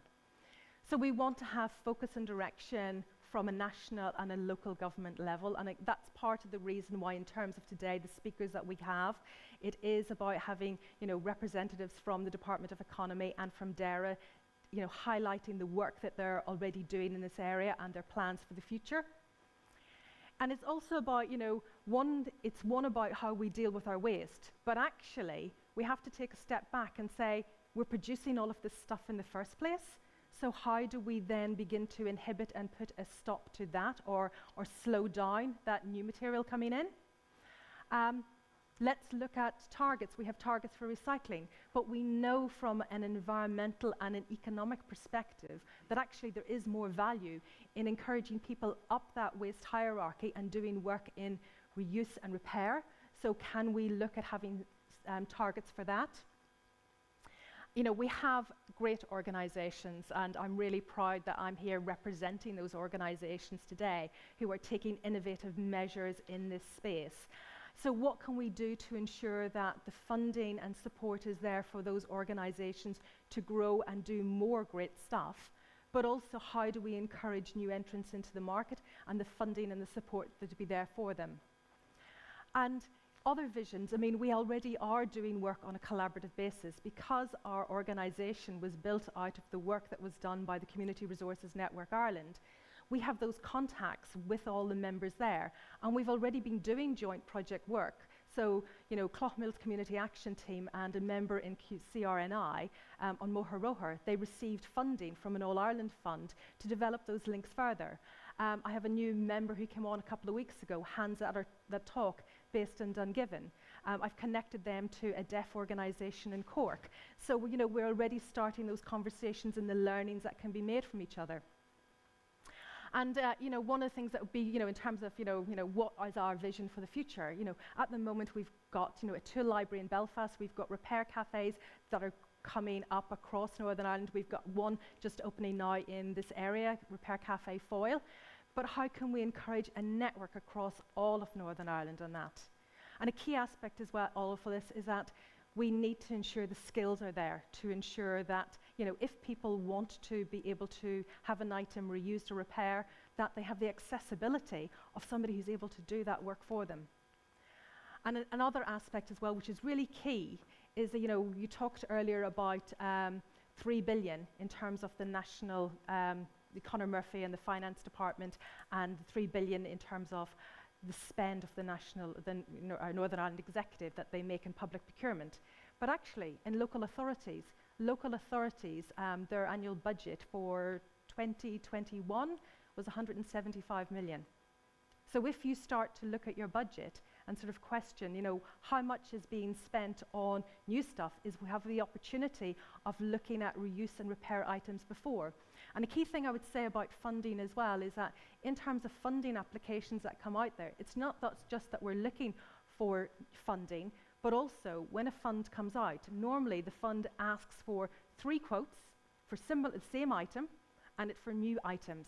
And actually, if we want to tackle this, we need to sort of think about some of the processes we already have in place and question all of that. So in terms of a radical revolution and what we're asking for, I would suggest it's already been done in another area and that we can take great learning from that. So Alberta talks about the fact that in Northern Ireland we're 7.9% circular. That's not very different for where the renewables market was in the UK in 2010. 2010, the renewables market was worth 6.1% of the UK electric. What the UK government did was it put out a plan for reducing reliance on fossil fuels and closing down the fossil fuel power plants, with now fossil fuel and the coal industry making up 1.8% of the electricity produced in the UK, and with the last fossil fuel plant due for closure in 2024. In terms of what that's now created as an economic opportunity and an environmental opportunity for the UK is 43%, and this is 2020 figures, of the UK electricity now comes from renewable sources. There's over 200,000 jobs in this market. It's worth £41 billion, and you've got 80,000 companies who are operating in it. So, and the other aspect to think about as well is that in the current climate that we're in, whereby there are challenges with regard to energy security and where we're getting our energy from, this is a great example of whereby, because we've taken the action 10 years before, you know, we're not in such a difficult position in terms of our energy and where we're getting it from. And the opportunity for us is that we are at the starting point in terms of our circularity. And if we take the certain measures that was done within the renewable industry, where can we be in 10 years' time? So really appreciate you all coming along today, and you know, from the speakers, you know, initial speakers that we have, just really highlighting that there are a lot of opportunities, and what do we need to be doing as individuals within our organizations, but also in our regions, to embrace and transition and have a revolution in the circular economy for Northern Ireland. Thank you. Brilliant. Revolution, that's my kind of language. Thank you very much, Emer. That was great. We're going to see a short video now, and then I'll invite our panellists to come and have a seat up here. There's going to be a spotlight on one of the members of the Resources Network. So sit back, enjoy this, and do think about your questions, who you want to address them to, and we'll take some questions after this.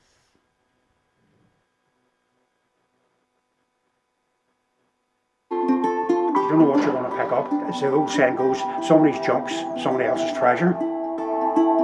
It's really easy when you're in that community and there is someone guiding you. I love coming in here. I just love doing this work.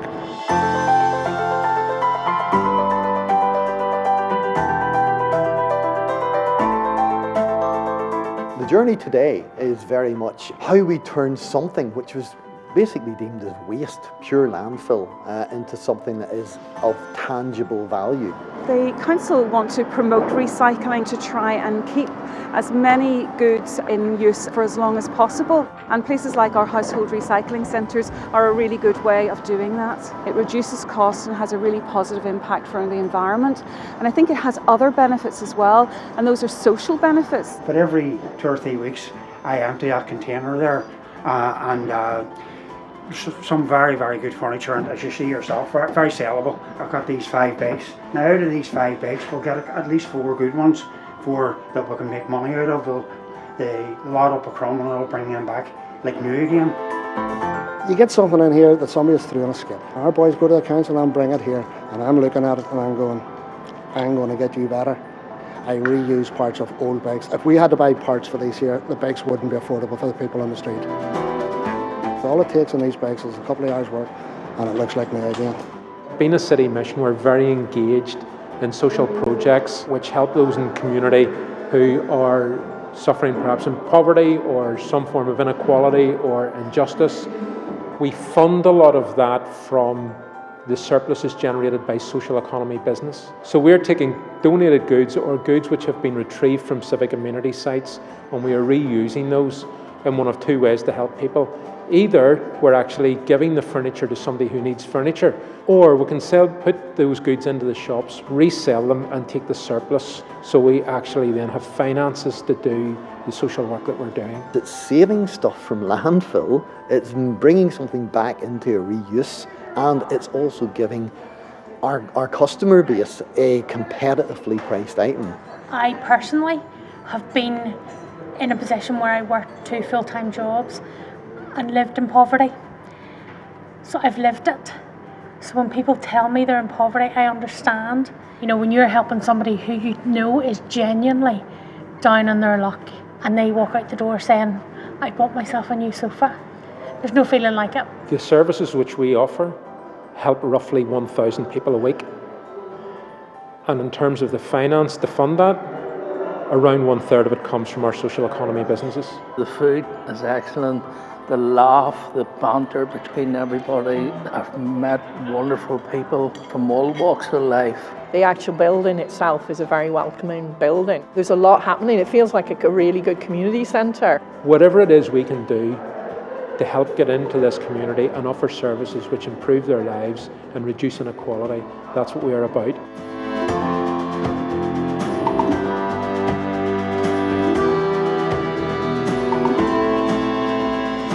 The 4R stands for Reduce, Reuse, Recycle and Reskill. We accept donations of bulky items of furniture and electrical goods, and we sell them in our social enterprise. The money that we make from those sales is reinvested back into the social enterprise, and that then helps us to provide training courses and educational courses. Today we're just sorting out furniture to deliver to one of our participants. #Homes for All's programme aims to help a person make their house a home. We provide them with donated furniture, exercise classes, back to work scheme. We have an on-site emergency food pantry if needed. We offer courses in basic joinery and construction and painting and decorating, healthy living topics, upcycling and white goods diagnostic and repair. What we get a lot of is washing machines coming in and they've got a blockage. So instead of going and fixing it, they think something's broke. It's because it's not turning, because it's just stood still. And then they'll get rid of it, get a new machine. Anybody can come on and they'll learn how to just fix washers, dryers, but even vacuum cleaners, a lot of these repairs is just a couple of simple things like connections, plugs or whatever, and the things are ready to go. I grew up with a father who went to the tip with a trailer and come back with 2 trailers. Gonna fix the link now. I fixed the 2 tyres and make sure the brakes were working. We're teaching young people not only to ride bicycles, but how to repair them and how to keep them moving, how to maintain them. I put 2 bikes in the back seat. I put another 2 smaller bikes in the back boot, and then I can get 3 here.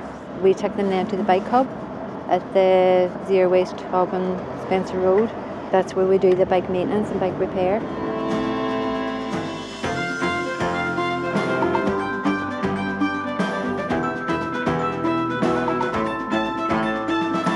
We looked around to see what is the actual ethical solution to waste, and we realised that we're making waste and we have to stop generating it, and the answer to that is zero waste.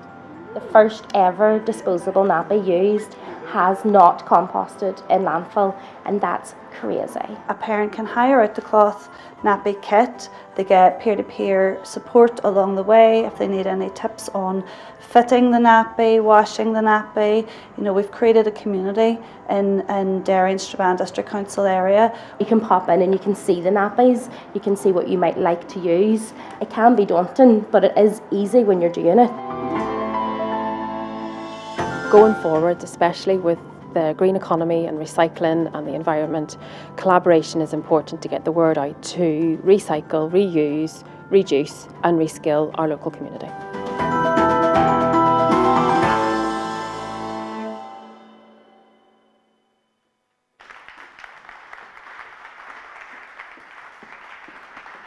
Will you do the roving mic or will I? No, I'll do it. I'm happy to do it.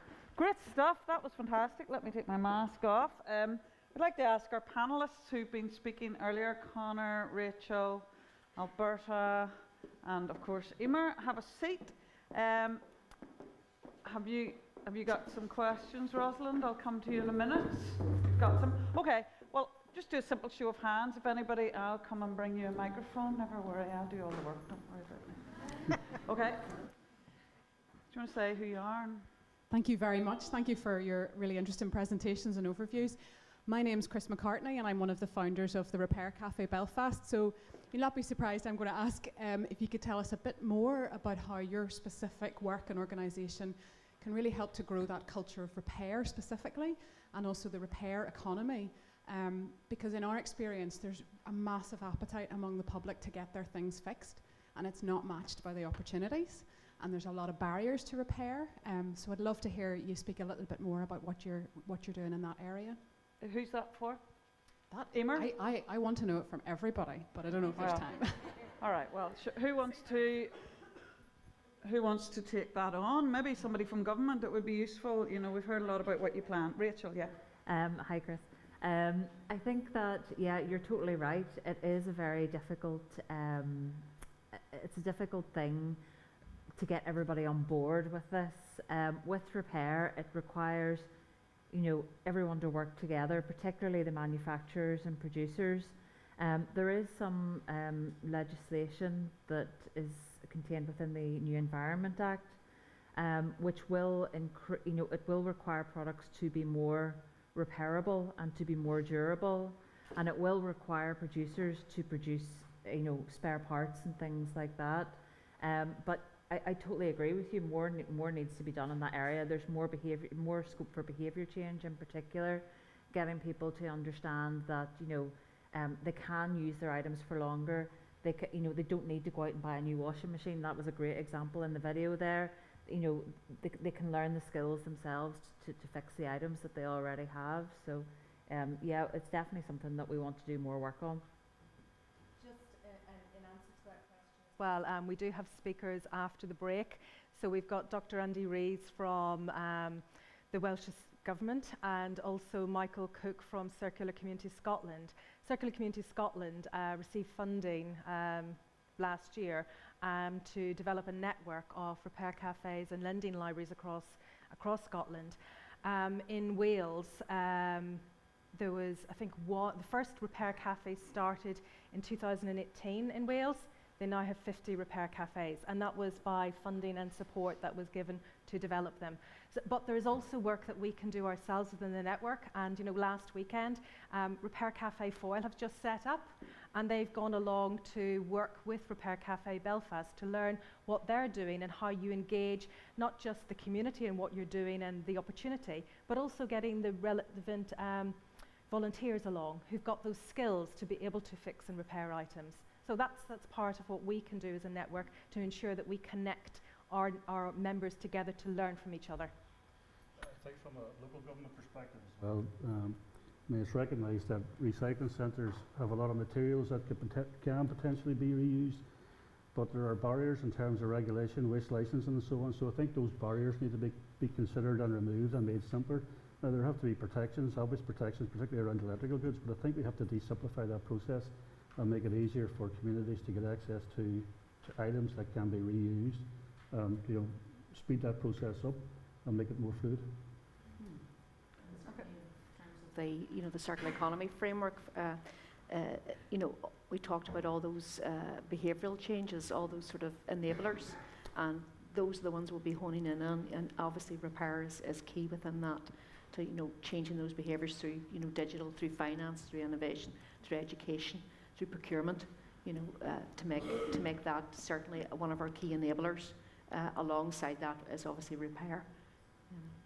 Yeah, I mean, it stands to sense that if it's cheaper to buy a new thing than it is to repair, there's not much incentive for most people to do it, so clearly the law has to change there. I'll take a question here. Do you have to say that? Well, you don't have to, but if you want people to see it and say who you are. Knock everything over, sorry.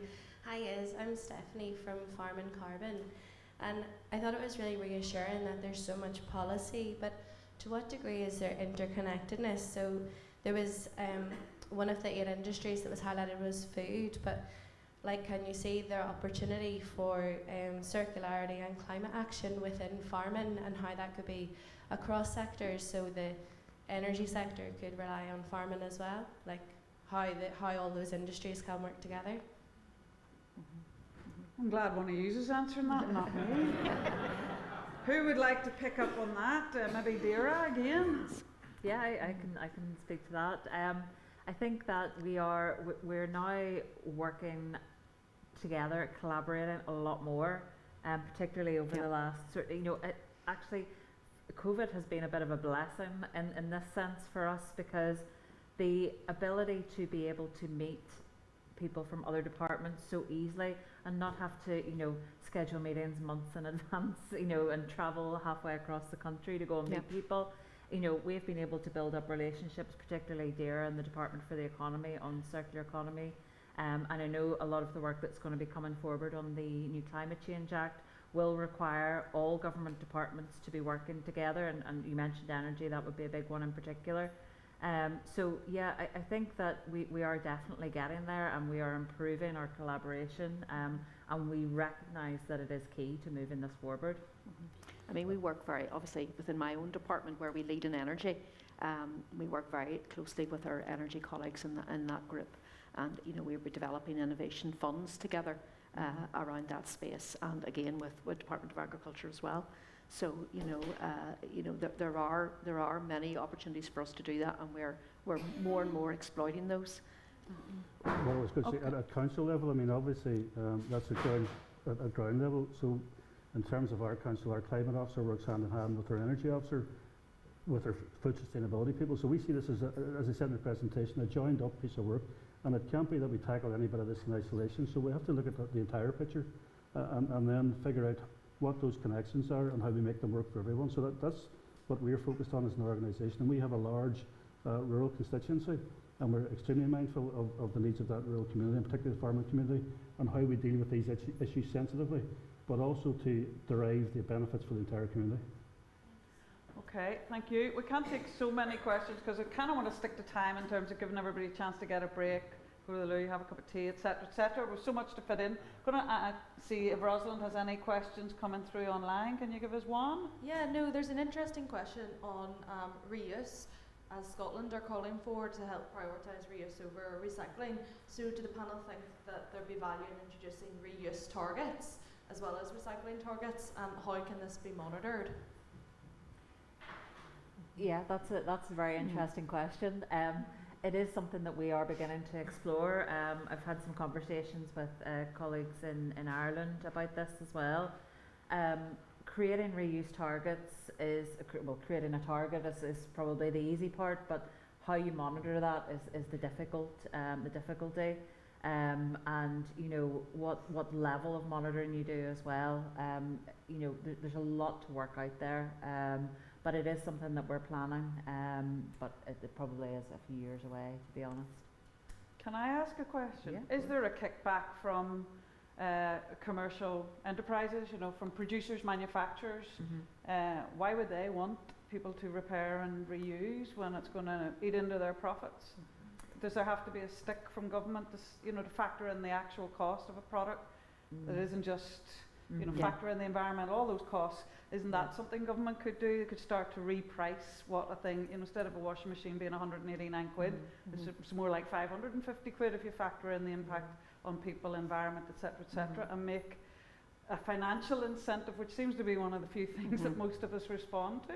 Well, certainly that, certainly the introduction of that social value clause within the procurement policy for the whole of the civil service and government centrally will be a massive amount. Obviously, that's a innovative new thing that we've brought in, but at the minute it's set starting from June at 10% for contract values, and hopefully that's something that will grow and that target will increase going forward. But that's our starting point from June of this year. Okay. The challenge that you have as well is that if suddenly you increase the price of all new stuff, that would have a great blowback from the public.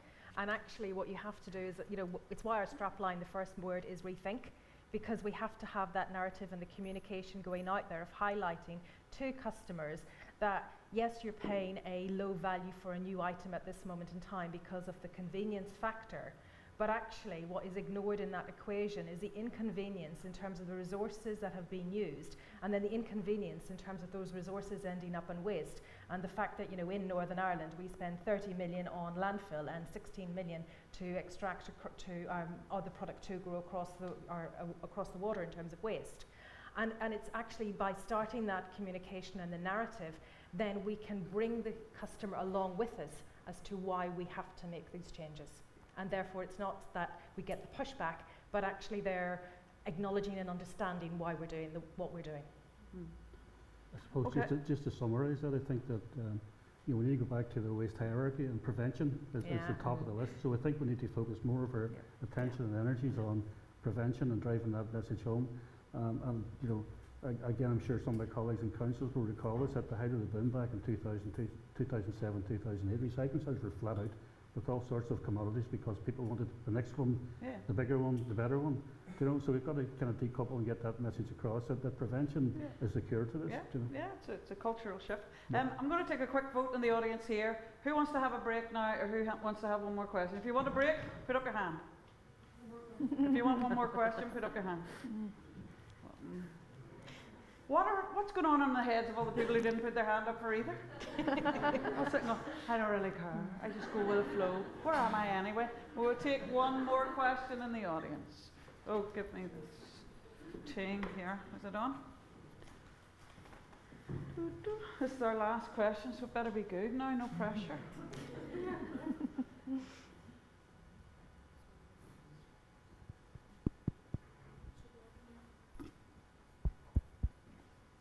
Can you put this on?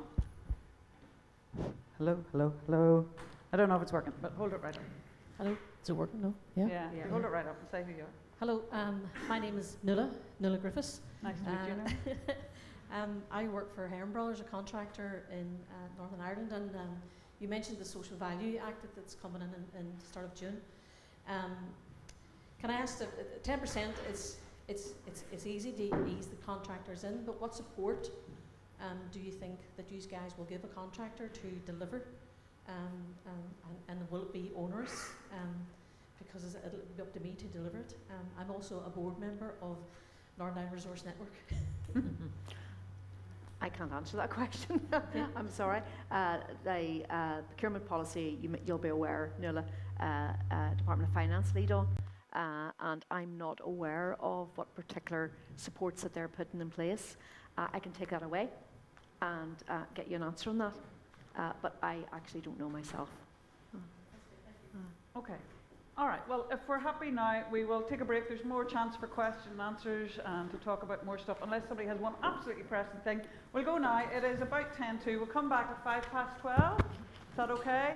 And don't forget, there's lots of stuff happening. There's Zero Waste Northwest are in the gallery, Tools for Solidarity, Repair Cafe Belfast are being mentored by Foyle. And if you are tweeting, the hashtag is CEVoices22. So have a good break. See you back here at 5 past.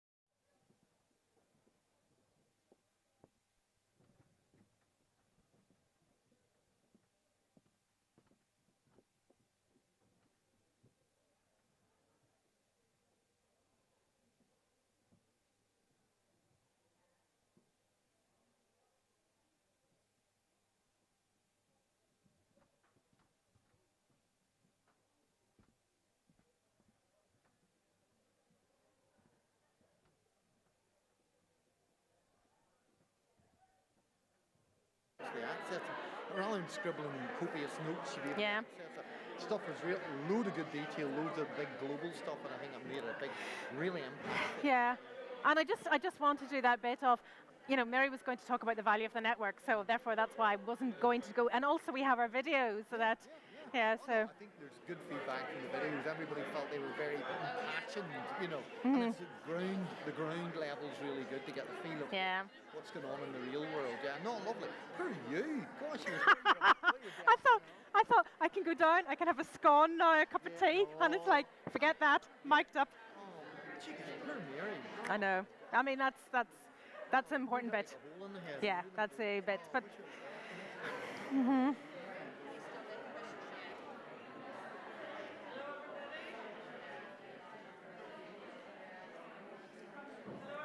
Could I ask you all to take your seats, and we're going to start back for the next lot of speakers. Can you hear me?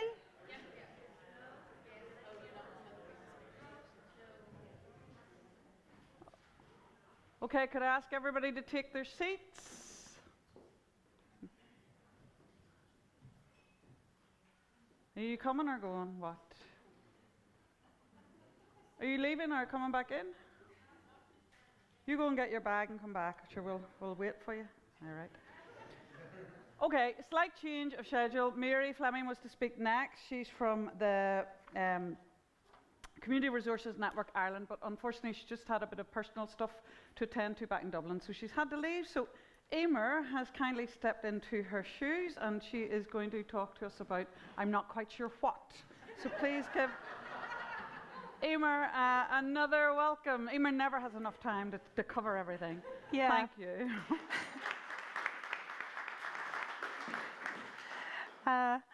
I'm now going to do Mary's presentation through the contemporary dance, because we are in an arts centre and it's about how we communicate the message of the circular economy using lots of different media.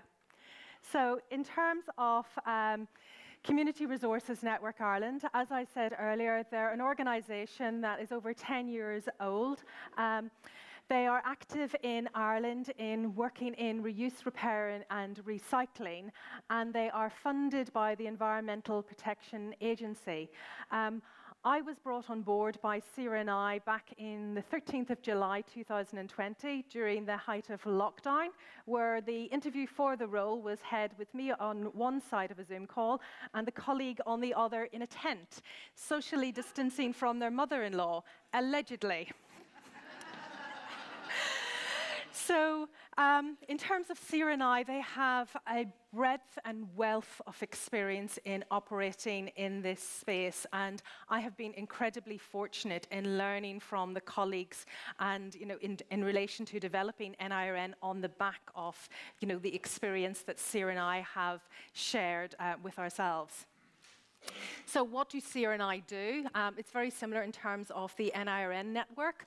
They support organisations, community groups, charities, social enterprises. The key difference between NIRN and CNI is that in Ireland, local authorities are not responsible for waste. It's dealt with by private contractors. So, as I said, the key things that the CNI do is that they offer support to their members, offering opportunities for collaboration and networking. They look to mainstream the repair and reuse network in Ireland through promotion, social media, working with governmental departments to highlight the activity that they're doing. They respond to consultations. We actually did one in collaboration with CNI on the National Economic and Social Council on climate change and biodiversity, highlighting the link in there with circularity as well. And the other thing they do is bolster their members by providing them information and support.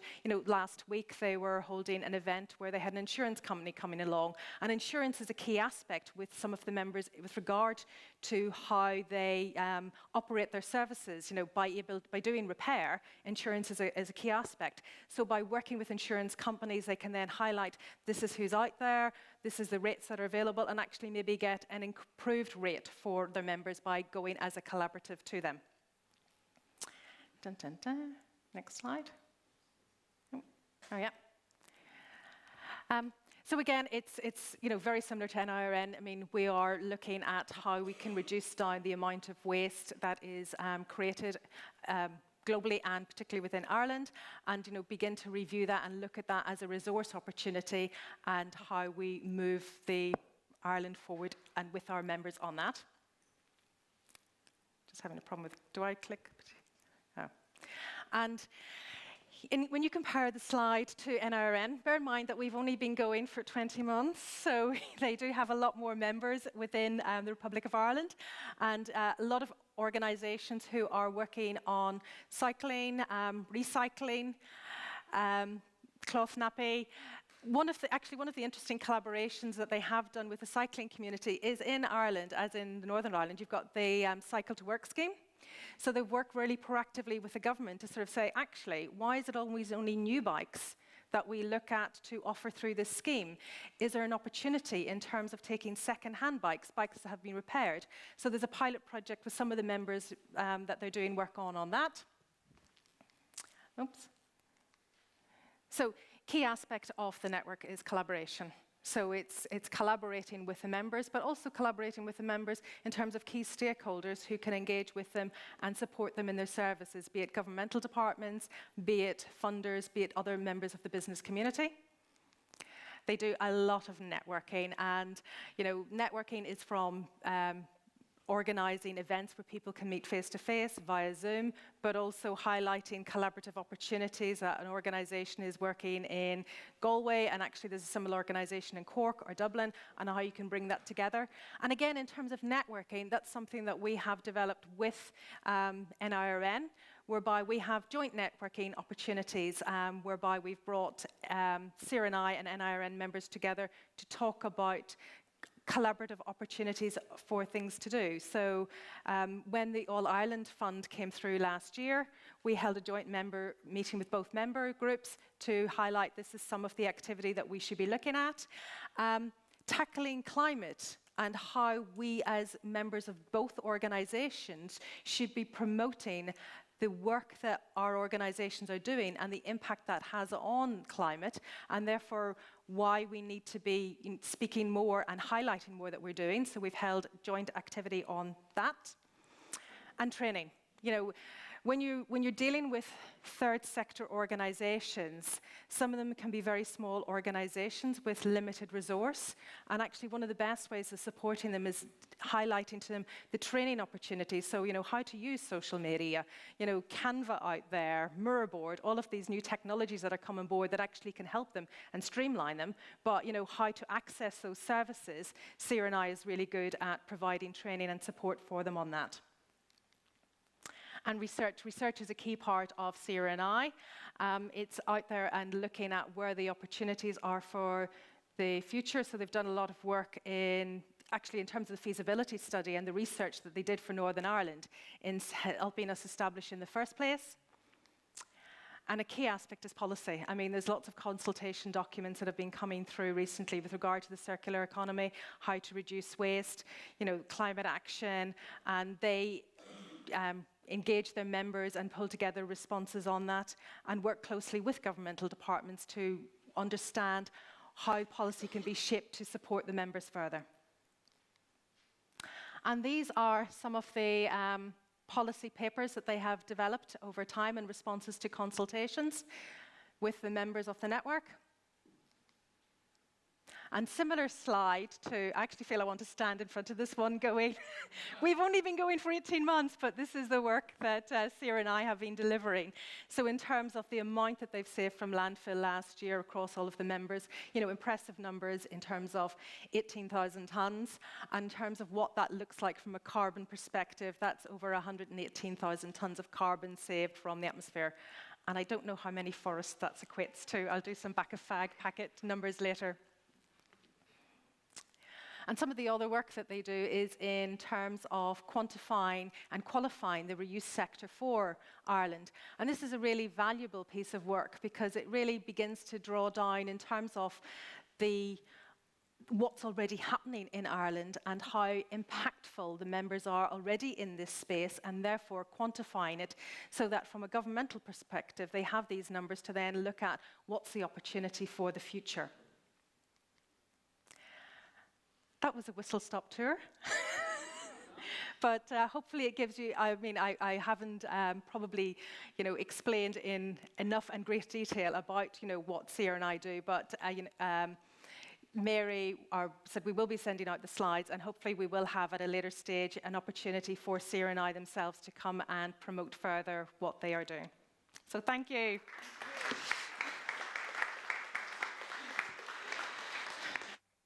Well done, Emer. That was wonderful. Thank you for stepping in at the last minute. Special welcome back to everybody who's watching this online. I hope you're enjoying it in the comfort of your own home. We're going to go to Scotland next, and we're going to have our next speaker is Michael Cook, who's CEO of Circular Community Scotland. Sadly, he was to be with us in person, but COVID reared its ugly head, and so with any luck, we'll have him up here. There he is, I think. Michael, I'll tell you before he comes up full, he joined the Circular Communities Scotland as CEO just in September 2018. Before that, he worked in the private sector and in Africa in a charity. And it says here, in his spare time, he enjoys bird watching, hill walking, and he's also an active member of the local mountain rescue team. So with any luck, there's nobody stuck up Ben Nevis or anywhere, so he won't be called away, and we will get the full impact. We can see him very smallly. Can we see him any biggerly? Can we go bigly?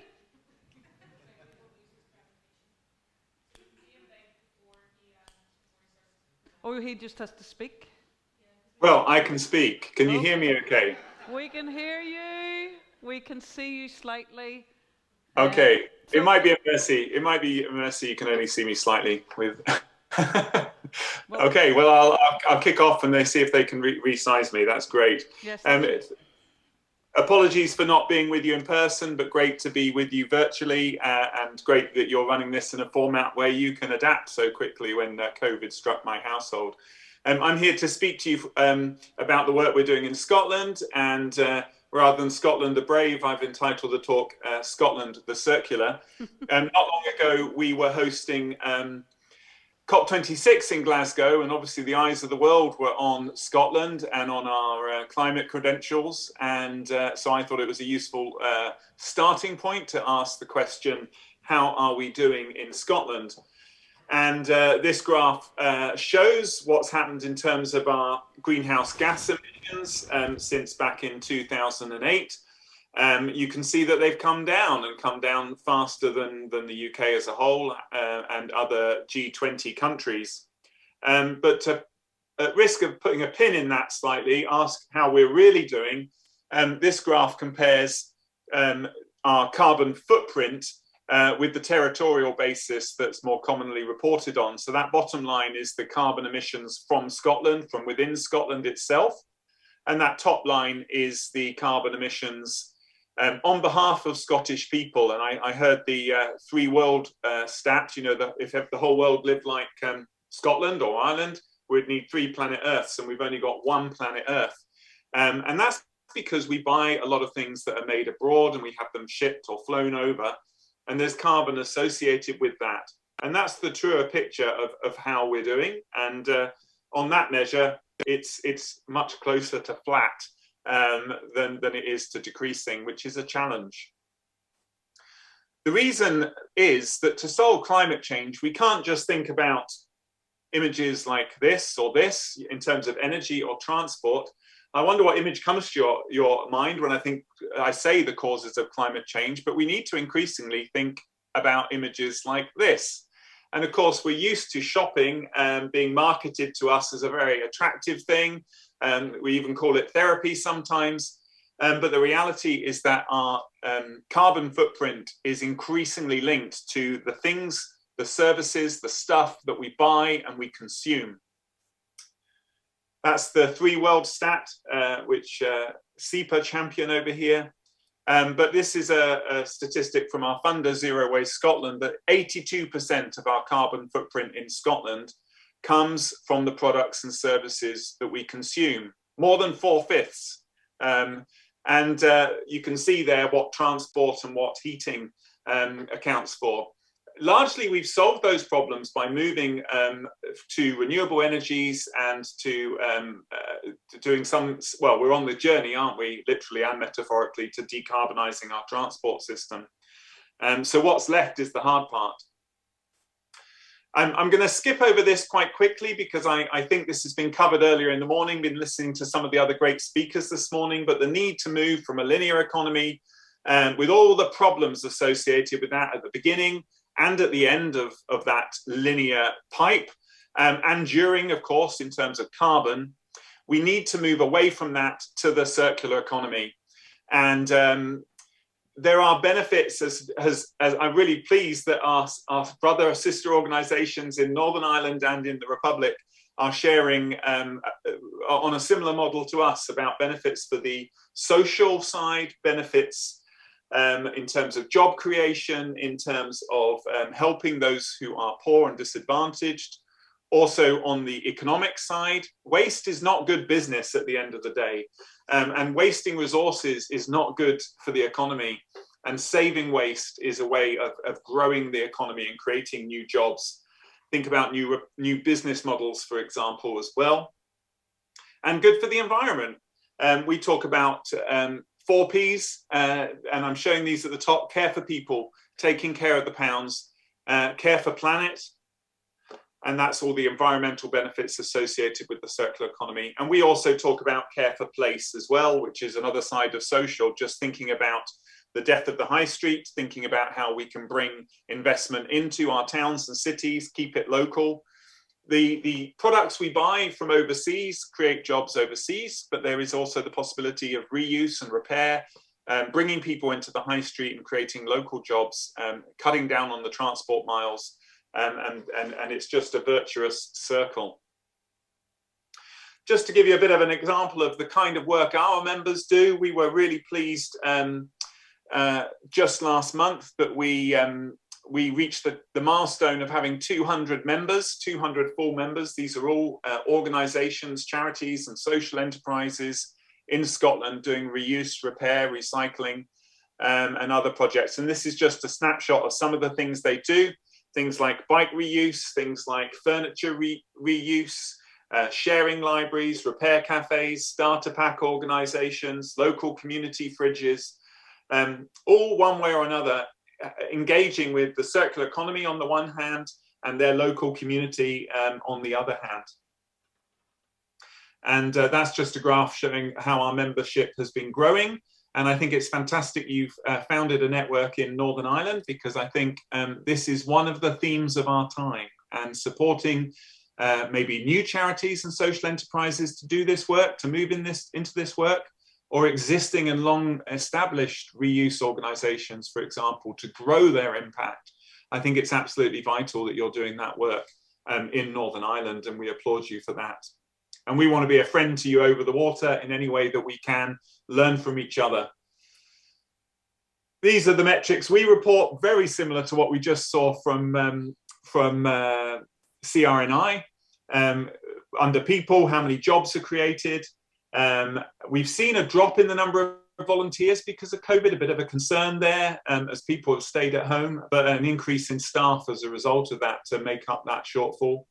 The turnover of our membership, just over 100 million, which bizarrely has actually increased over the last year. There was support available, but we wait to see what the long-term impact of COVID is. In terms of reuse tonnage and recycling tonnage, we would love to move beyond that stat, by the way, and move to more carbon measurement. And then in terms of place, just to show how fast our membership has been growing, it was 169 members just last September when we published this report. So it's over 200 now, which is great to see the growth in our sector and the enthusiasm there. In terms of our role, very similar to what we've heard from others, but we see our role really as two ways. We sit between, on the one hand, our members and the rich mix of work that they do, and all the wider stakeholders at international level, through membership of Reuse, for example, the European network, the Scottish government, the UK government, public sector, local authorities, private sector, and of course the general public. And the two directions of our role is, one, support the sector. We want to bring in new funding, new expertise, new good practice through some of the events that we run, for example, train the sector up. And then the other direction is represent the sector, be that in policy or be in calling for more circular behaviours among the public. This is some of what our members told us about how we're doing in supporting them, and I would just highlight the fact that we've been doing a lot during COVID to support the sector. As it was shut down, we switched to a lot more of online events, obviously, for obvious reasons, and been campaigning to have increased funding to support the sector when, for example, the high street was shut. And in terms of the representation side, we're quite excited to be having coming up a circular economy bill, which will go to consultation in May, and that's something that we have been calling for, and it was just announced 10 days ago, the timetable for that. And among the things were various things that we had been calling for and asking for, including a ban on the destruction of durable products, a ban on the destruction of surplus stock, which we were really, really pleased to see. Just a lesson from our experience is that we have managed to diversify our funding over time. Largely the support from our funder, Zero Waste Scotland, has stayed the same, but we're getting more and more funding from other sources and therefore able to deliver. It's sort of like a buy one, get one free, or soon to be a buy one, get three free, as we deliver more projects with alternative sources of funding. We anticipate this diversification percentage to be under about 30% actually in the coming year, down from about 81% in 2017. Just to say, COVID has had a big impact on our members and on our sector, and I'm sure you, stating the obvious, I think some of that has been really challenging and really hard. I think leaders in the sector are very tired, very exhausted, decision fatigue, the lack of volunteers, needing to rely more on staff.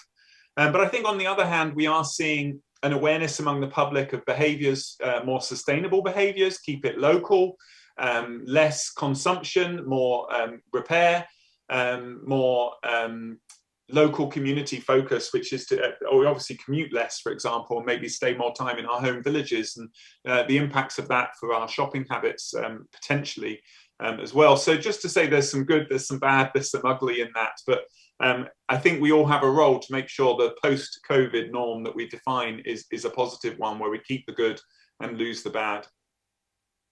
I'm going to post a link. I'm going to wrap up now, but I'm going to post a link in the chat to a report that we published, including some of the policy asks that we're asking for here in Scotland, things we'd like to see in that circular economy bill.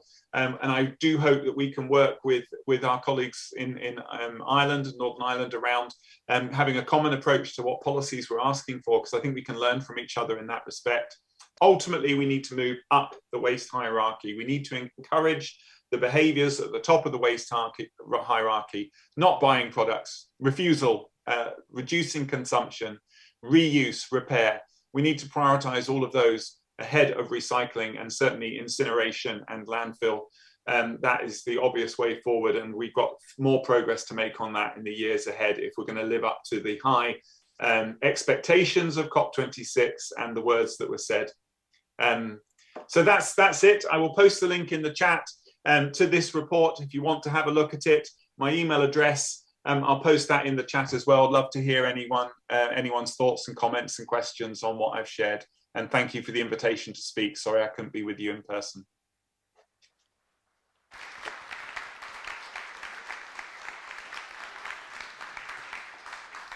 Thank you very much indeed, Michael. That was brilliant. I hope you'll hang about. We're going to have a little panel session after the next couple of speakers, and we'd love to I'm sure people will have questions. If you have questions at home, please put them in through the online portal, and if you're here in the audience, think about who you'd like to ask your question to.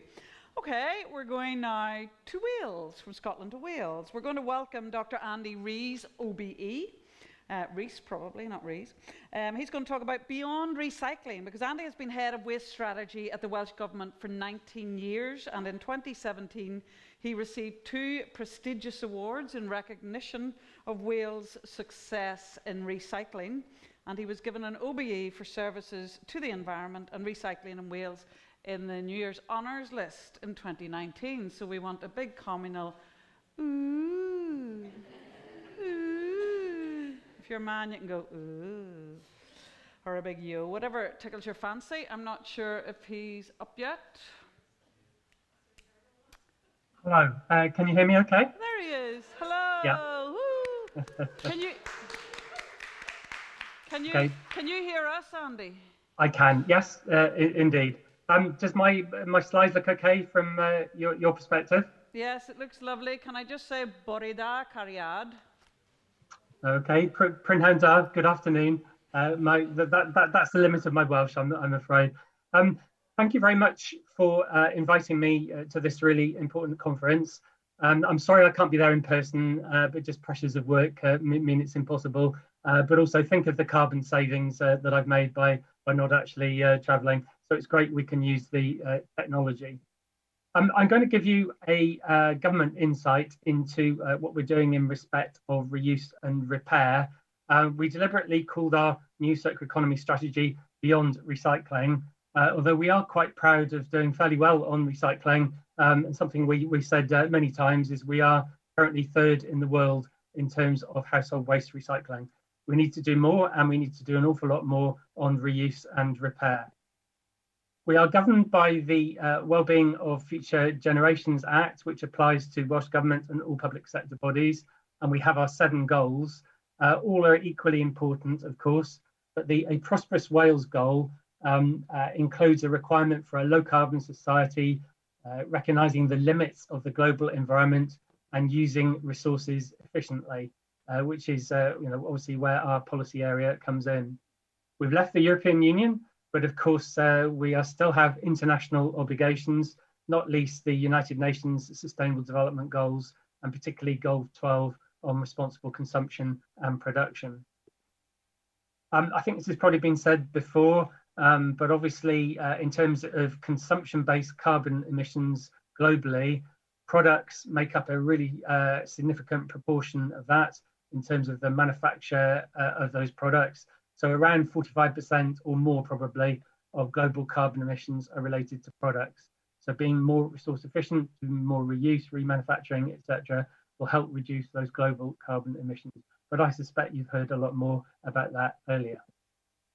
We have our own Net Zero Wales Carbon Budget 2 plan published just before COP26. We worked with colleagues across Welsh Government to embed circular economy and resource efficiency through as many of the sector chapters as we could. And the circular economy is a cross-cutting theme as well, and is embedded throughout the document, as I said, which is good. Our strategy Beyond Recycling was published a year ago, actually. Sets these key targets, obviously the net zero carbon, and then importantly, using only our fair share of the Earth's resources by 2050. That is our One Planet resource use. We have a statutory Wellbeing of Future Generations Act indicator with our ecological footprint, and we're also working to produce a materials footprint for Wales. We've set a target of 0 waste by 2050, which means no waste to incineration or landfill, which effectively means 100% reuse and recycling. And our concept of a circular economy is where we keep resources in use for as long as possible and avoid waste. This is a diagram that we managed to get a PhD student to produce for us beyond my technical capability, but it shows on the left there where we kind of are now, with lots of thick arrows, too many resources, 3 planets worth, too much going to landfill and energy recovery, and using too many raw materials in the first place. Where we want to get to is on the right, with deliberately thinner arrows, 1 planet resource use, with hopefully no waste going to landfill or incineration, and a lot fewer raw materials coming into the system, and fewer materials overall within the system. That's an ambitious goal, but one we are committed to. Hopefully, I'm pretty sure you're an educated audience and don't need me to explain why 1 planet resource use is important. but just in case, we have a globally responsible Wales goal. So obviously using only our fair share of the Earth's resources is kind of a part of that, and not trashing the rest of the planet. I've mentioned about the global carbon emissions related to products. Also, really importantly, is the nature crisis that we have, as well as the climate change crisis, although they are interrelated to some extent. But 90% of biodiversity loss and water stress comes from resource extraction and processing. And at the end of the day, we probably need to be a bit more self-sufficient and resilient, in fact, a lot more in terms of our resources. So we need to use them more frugally and make the best of what we've got. And at the end of the day, we only have one planet.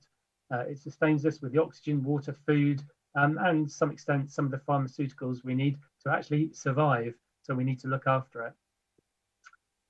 We have various 6 key themes within our circular economy strategy and 8 key actions. You'd be pleased to know within the time that I haven't got time to go through them all in detail, but I'm going to highlight the themes that I've blown up there slightly.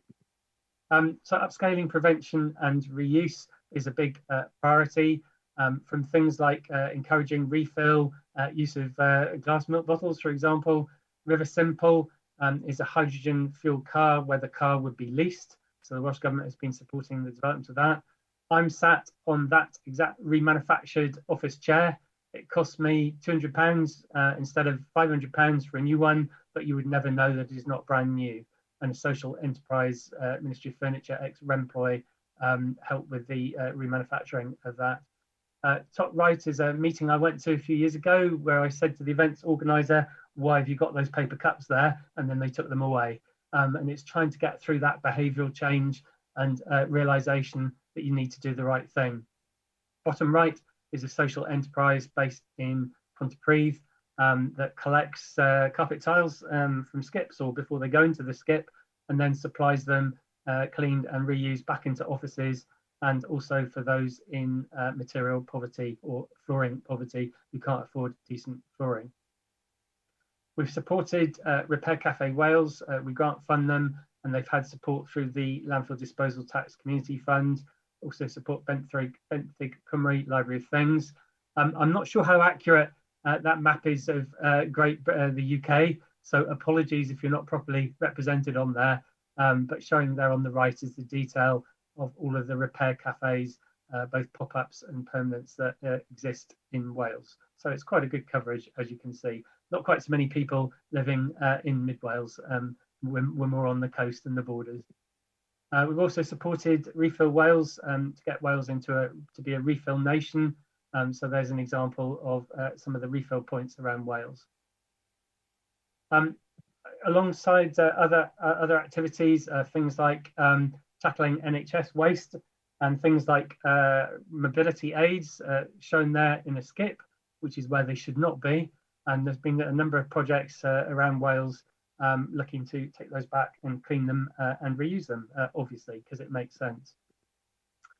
Over the pandemic, we've been able to get hold of some extra money for green recovery, and we've spent around £40 million in 2021 supporting 180 local authority and community-led projects on reuse, repair, and some on recycling as well.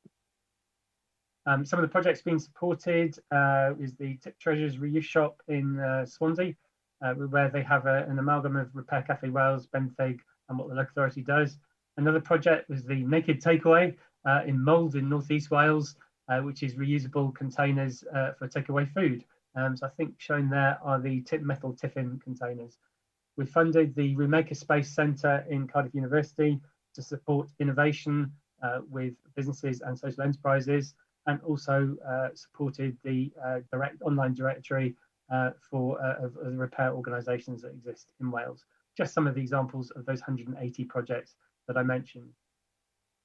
With the Future Generations Commissioner for Wales has chosen Beyond Recycling as a case study and published it on their website, I think it's about 8 pages, some of which I've copied and put here. I hope they don't mind.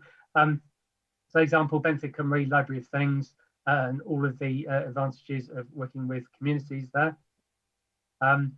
Examples of the sharing economy, obviously Repair Cafe Wales, a great example there. I'm sure you're all aware of the activities of repair cafes. And then another project that we supported a few years ago, a community reuse organisation, Frame, in Pembrokeshire. So they have a furniture surgery, a reupholstery studio, and a cafe, etc. And our minister opened that facility known as the Green Shed back in 2018. Also, we've been supporting Fair Share Cymru for about 10 years now, and they've provided many millions of services of food to those in food poverty.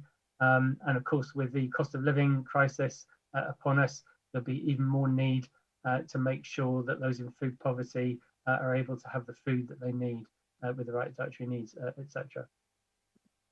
And then with our programme for government, for our government in place, a number of key actions there that we need to support, especially the supporting 80 reuse and repair hubs in town centres, bringing together place-based zero waste challenge, getting networks of organisations to work together, and developing community recycling facilities in town centres. All of that is work in progress. On the right there is another one of the 180 projects that were supported, Repair and Reuse Hub in Llangrindod, Wales, in Mid Wales. And then the Wellbeing Future Generations Act Commissioner's Office has identified how we are maximising our contribution against all of the 7 goals in relation to what we're doing on circular economy. So just picking out an example, a more equal Wales, so encouraging sharing, redistribution, remanufacture of items for those in material or food poverty is a good example of trying to support those in need and increase that equality. Things like a prosperous Wales, obviously creating jobs, supporting green skills, etc. Resilient Wales, partly about making sure we have more resilient nature, so reducing the over-exploitation of natural resources, but also making sure we have resilient businesses who are able to use the right resources that they need. So that was a quick run through of what we're doing. Hopefully you found that of interest, and now hopefully I can exit the slide. Yeah, so I look forward to the panel. Thank you very much.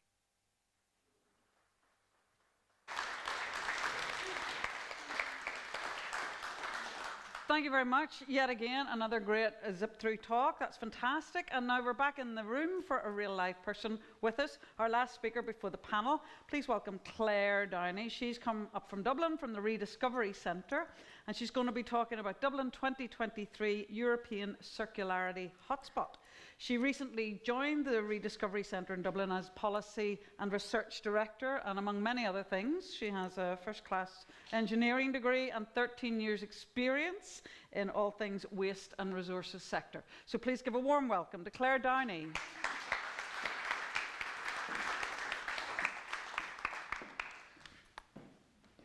Much for the introduction, and I'd just like to start by congratulating Emer and Caroline on putting together such a fantastic conference.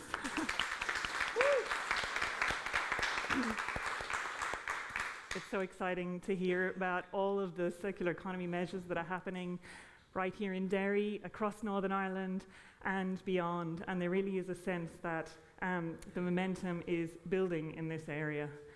The Rediscovery Centre has been working on the transition to a circular economy for the last 17 years as a transition broker and practitioner, and it is a creative space that brings together people, ideas and resources. It's now the National Centre for a Circular Economy, and it works across 4 key areas. We have a strong demonstration offering, and the education team works in partnership with Science Foundation Ireland to deliver STEM and sustainability workshops at primary and secondary level, and is also working really hard to embed circular economy into the curriculum, and this has already come up before today. There's also adult education services and on-the-job training through the social enterprises.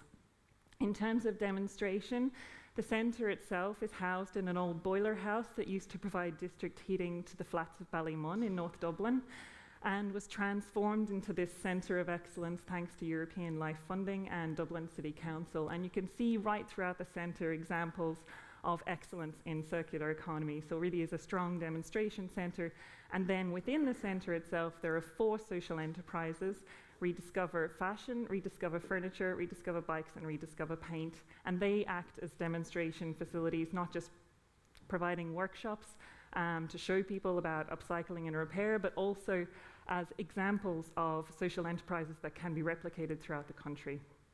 In terms of advocacy, we work on an evidence-based policy development. So we do a lot of research work through the policy and research team, which I'm working in at the moment. And we also, as has come up so many times today already, are really focused on collaboration. At European level, we're part of the European Circular Economy Stakeholder Platform as a coordinating member. We also are members of the Reuse Network Europe. At national level, we have a strategic partnership with the Environmental Protection Agency, which lets us deliver programs like the Circular Economy Academy, where we're building and developing and supporting new social enterprises in this area, as well as running circular economy conversations and showcases. And we're also proud members of Community Resources Network. And then at a local level, we work with Dublin City Council in our community outreach and providing a community space locally. So we're really excited to be leading the consortium in delivering the Dublin Circular Economy Hotspot 2023. This will be a week-long program of events and an even wider campaign building on all of the momentum we've talked about. And it will really put a spotlight on all of the circular economy activity happening in Dublin and the Greater Dublin area, and really the whole country and probably beyond as well. The first circular economy hotspot took place in 2016 in the Netherlands, and it's kind of moved around Europe. Last year was in Catalonia. I'm actually missing there this year. It's going to be in Germany, I think. And next year in May 2023, it'll take place in Dublin, and actually for the first time it'll be a global hotspot, so there'll also be hotspots in Nigeria and Chile, so we'll look forward to working with some international partners in that regard. The reason why we felt it was really important to pitch for, and we did have to go and pitch for this hotspot to take place in Dublin, is because, as I've already said, and we've heard already, the momentum is really building in this area, and no more so than in the south. We've seen so much policy come through in the last 2 years. The Waste Action Plan for a Circular Economy in 2019 set the ground and led to the establishment of a Circular Economy unit within the Department of Environment. We then saw a ministerial post specifically for circular economy, which is also really exciting. And then at the end of last year, we had a new whole of government circular economy strategy and circular economy program, so lots of publications. We're expecting very shortly our first circular economy bill, which we're really excited about. That'll set the statutory basis for the programs and strategies I've already mentioned. It'll introduce some new levies, like the latte levy on beverage cups, and it will also set a statutory basis for the introduction of a national reuse target, which we think will be the first one in Europe. So very excited about that. And the Q2Reuse project that Emer showed in the CRNI slides earlier was a project that the Rediscovery Centre and CRNI and others worked on to try and develop a methodology for measuring reuse that will help underpin that target. So I know there was a question earlier about that. Hopefully we have developed, a method that will help support a reuse target. And then the targets themselves will actually be set in the National Waste Management Plan for a Circular Economy, which is the final publication we're expecting sometime this year. There's also a lot of work happening around citizens' engagement. Rachel mentioned earlier, I think, about some attitude surveys happening in relation to textiles. So we've been working as well in the Rediscovery Centre on a market survey around attitudes towards circular economy, and that was supported by the Department of Environment. And what that found is around 25% of people had heard about circular economy, and about 10% of people felt that they actually understood what it meant. So I think it's already been mentioned a few times, the jargon and the language, and it's not really coming across in this area. So we do have a way to go around citizen engagement. So what we want to do is try and build on those areas, and we've set out for the Circular Economy Hotspot these 3 key themes that we want to look at. The first one is policy and practice, so we want to see by May time next year, what is the impact of all of this policy that's been rolled out? What does a latte levy or the levy on beverage cups look like in practice? Is it effective? you know, what does a reuse target look like in practice, and how is that affecting reuse organisations or people on the ground, and what does the food waste prevention roadmap, which is currently open for consultation, look like as well by that time. So we really want to kind of experience the impact of policy. I want to look at that market research that we've done around citizen engagement and all of the other market research that's currently taking place, so the Northern Ireland work. There's also been quite a few studies by the EPA into behaviour and attitudes towards textiles, food waste and so on. So we want to build on that and use the knowledge to try and really engage people through the hotspot. And finally, we want to bring together the policy and research that's happening in this space. We all still kind of operate a bit in silos, and there's nowhere that brings all of this together. So hopefully through the hotspot we can kind of foster more collaboration and discussions around what's happening in this space. Two key things we'd like to do as legacy pieces that would help support these themes. The first one is to support the establishment of a circular economy platform. This has been proposed in government policy already. So hopefully we'll begin sometime this year. And what it would do is create a platform, a sort of go-to knowledge centre for everything about the circular economy. So all the research that's happening, the policy, the organisations in this space and so on. And the second legacy piece that we'd like to work on is a circular city scan for Dublin, which would be probably working with Circular Economy, who's also doing the Circularity Gap Report, to look at what is happening in Dublin, what can we build on, and the greater Dublin area, and what are the opportunities, and that would really kind of provide some momentum there. So hopefully we can align those two legacy pieces with the May launch of the hotspot. And then within those three key themes, we'll be doing some deep dives into these focus areas, and actually these align quite well with the circular economy's strategic framework that was discussed earlier. So we're very interested in social enterprise, of course, as a social enterprise in the Rediscovery Centre. We want to really show how social enterprise is innovative and is a really key part of this transition, but also look at then what policy is supporting it, what research is involved in there. So design and manufacturing, of course, is there as well. One of the partners in the consortium for the hotspot is Circular, the circular manufacturing platform. So we wanted to highlight all of the exciting work that they're supporting. Then we have, of course, built environment, and there's so many themes within that, with a big campaign around dereliction and circular construction as well, and then food systems and the bioeconomy. So they're the four kind of focus areas that we'll be looking at. And as I said, it'll be a 4-day program of events. We'll have a launch, then a conference that looks at our key themes. We'll be doing some deep dives, and then try and get a sort of lived experience session on the last day with tours and engagement and so on. And I suppose alongside all of this, we really want to see lots of fringe events. We want to see, you know, people using this opportunity to launch research, to launch new policy measures and funding measures, hopefully too. And to that end, we have set up an expression of interest form. We'll be sharing the QR codes here, but we'd really like to hear from people who'd like to participate, to contribute, to support the hotspot that's in 2023. Just to say, the coordinating partners, in addition to ourselves, there is the Eastern Midlands Regional Waste Management Planning Office, who's been very supportive in this process, Dublin City Council Climate Action Team, and Circular, the circular manufacturing platform, as our 4 key partners in this campaign. But when we were applying for or pitching for hotspot to take place in Dublin, we had the support of around 30 other key organisations in this space, from NGOs to research bodies to authorities. So there's a huge, I think, interest in kind of pulling everything together and hearing and exploring about what's happening in this space in the circular economy.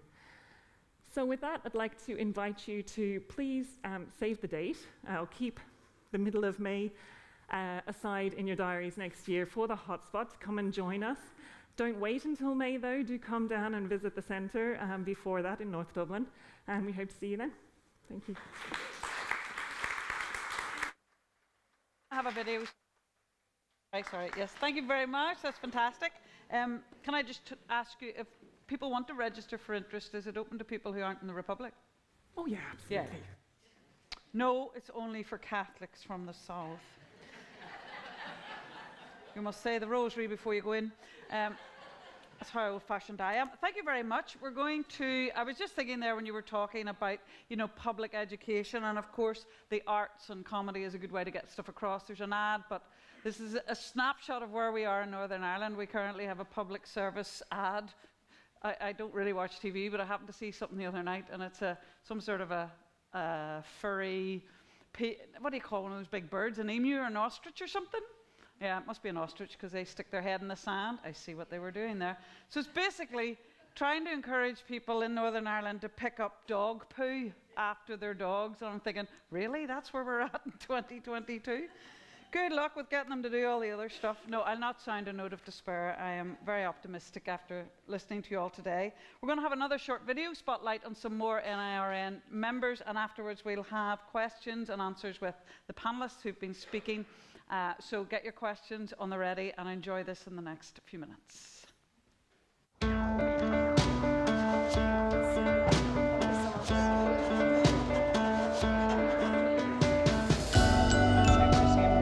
People's kindness and generosity, it's very, very obviously out there.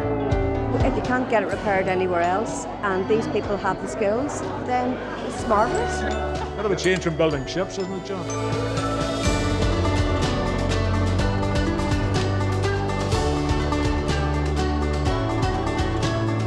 The average electric drill only gets used for 11 minutes in its lifetime. We think that that's, as a kind of model of use and consumption, isn't sustainable, so we're really passionate in this idea of being able to borrow rather than buy. Obviously you can't necessarily afford to buy a whole raft of tools all the time. It's not really worth necessarily buying the piece of kit, but it's really great to be able to come and pick it up. Oh yeah, you're all right. People pay 25 quid a year to be a member, and that then entitles them for the next 12 months to come and borrow tools from us for free. People can borrow the tools for a week. We don't charge anything else except for like some late return fees. We have everything from table saws to sewing machines, lawnmowers to, you know, quite sort of niche woodworking tools. By and large, nearly all of our inventory has been given to us. It can be everything from people, you know, coming down and dropping in with 1 or 2 items to getting a phone call to say, I've got a workshop full of tools that I don't plan to use anymore, you know, please come and collect them. And, you know, we have literally gone to people and we have filled a van full of tools. There's a social side to it where you get to meet new people. Plus, you know, there's the opportunity to maybe pass on tips or tricks that I've learned with the tools, and just to add to rather than take away from. Safety equipment as well, eye goggles, your gloves. I am making a wee tower for this man so that he can come up and do the dishes and like do things on the countertop, just to bring him up another metre or so that we can do a wee bit of work at kitchen level. £25 is fantastic value. You can come in here and get a whole load of tools. Router's about £30, so it pays for itself after one or two borrows. Once we sort of figured out what we were doing or what was the way to go, we put out the call for tools, and it was an immediate response, and it was fantastic. And there's some things come in and we just go, thanks very much. What is this? Like we've got a lot of leather tools. This is for crimping and pulling and then hammering on. It was really nice to learn and to know that we have them, just in case somebody goes, I don't suppose you have any. And you go, we do actually. We're just constantly finding out new things and learning more, and whether that be about, you know, about the use of the tools or about how to kind of grow and develop a project like this. It's just everyone is constantly learning. Morning. How's it going? Well, I'm part of a community group who build and row boats on the River Lagan. So this time of year we're sprucing them all up and getting them ready to go back into water again. It's a fantastic resource. It's a brilliant idea, you know. Why did nobody think of this earlier? Being a member is fantastic. I've only recently just moved here and saw the Belfast Tool Library and thought, you know, it's amazing. It saves so much time and money. And I've recommended it to a couple of friends as well because, you know, originally we were looking to, you know, share buying some tools, and it's kind of not needed if you've got something like this set up already. Use too much wood filler and I need to sand it back down again. Tools and DIY can be quite a sort of blokey atmosphere. At Belfast Tool Library, we really want to challenge that. You know, one thing that we really encourage all of our team here at Belfast Tool Library is that we're not like that. I think it's really important, especially in cities, you know, where there's so many houses close together, and also, you know, things are getting more expensive, so fixing things yourself is a very useful skill to have. The great thing about this project is how we're empowering people to go and do and to make and to fix, and people can go away with pride knowing that they've came here, they've borrowed some stuff, and they've been able to go and make something incredible.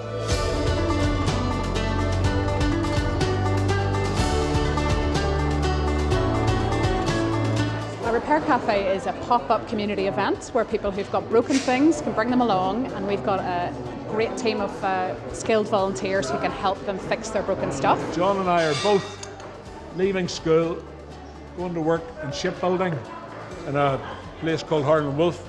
Believe it or not, it fixes ladders in nylon stockings.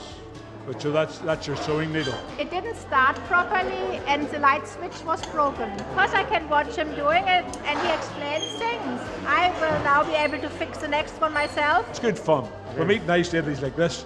We meet a lot of interesting characters and equipment. The first repair cafe started in Amsterdam, and so there's about 2,000 repair cafes worldwide, and it's fantastic for us to be connected with some of those other groups and finding out what they do in their communities. The Repair Cafe Belfast has been going for 4 years. We've also got involved in helping different communities in Northern Ireland to set up similar projects, and it's been wonderful to discover that in each community there are people who have the skills and who have the interest and the desire to give up their Saturday mornings and come and help people fix their broken stuff. I'm going to have to take it away and fix it because it's going to take more than 20 minutes. I'm from Tools for Solidarity. We fix sewing machines and ship them out to Africa. But it's nice to be able to come in and offer the service to local people as well. These models here, when they bring them out, they're maybe 1 year, 2 year, next year it's a different model. You can't get parts for these. So each of these machines, unfortunately, when they stop working, they're getting so cheap now that people repairing them isn't really cost effective. So you're in a cycle where you can't win. We're living in a world where we don't appreciate the destruction we're doing to it and the resources we're taking. And if you're going to change and get a better world, you've got to value things a bit better and start paying for them. It's where we were 50 years ago. We lost it and we need to go back to maintain things. Be gentle with it. It's a stamp that hangs from the ceiling on a parachute. It's meant to kick its 2 legs and sing, but one of the legs is a wee bit faulty, so it is. I've come across a few things like this. The plastic in them tends to get quite brittle over time. Drilled a little hole in it, added a little metal rod in, and then we've glued it back together again. We want it up and running again for this Christmas because all the wee ones love it. I think we've got the second leg replaced, so we have. So it should be good to go this Christmas, shouldn't it? It's good. There's lots of different things coming in. You see Christmas decorations, people are sewing, it's very, very good, so it is. The range of stuff we can fix is amazing. We've got bikes outside, we've got tools getting sharpened from our colleagues with Tools for Solidarity. We've got all manner of electrical gadgets, toasters, kettles, computers. We operate on a pay-as-you-feel basis, so we're open to everybody, and people are really welcome to make a donation towards our running costs and to keep the project going. But there's no charge, and that's really important because it means it's open to everybody. We come up here today to see how this operation work anywhere really, because there's far too much throwaway culture, and I think it's much better now that the people are realising fix stuff. It's about avoiding waste, but it's also about building community, sharing those skills, and maybe encouraging people to think a wee bit about their relationship with their stuff and the way that we're living today. Thank you very much. It's fine to recycle and it's fine to reuse, but if we can repair and stop things having to be recycled in the first place, it's actually going to make a much bigger impact.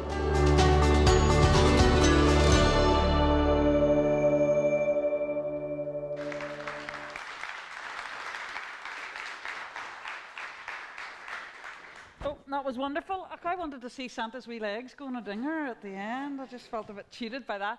No, that was lovely, great. So I'm going to invite our panellists. We've got 2 in the room. We've got Emer and Claire, and also I hope we've got up on the internet somewhere on the screen. We have Andy and Colin. Is that Michael? Sorry, I am terrible for names. There they are. Hello, guys. Can you hear me? Yes, loud and clear.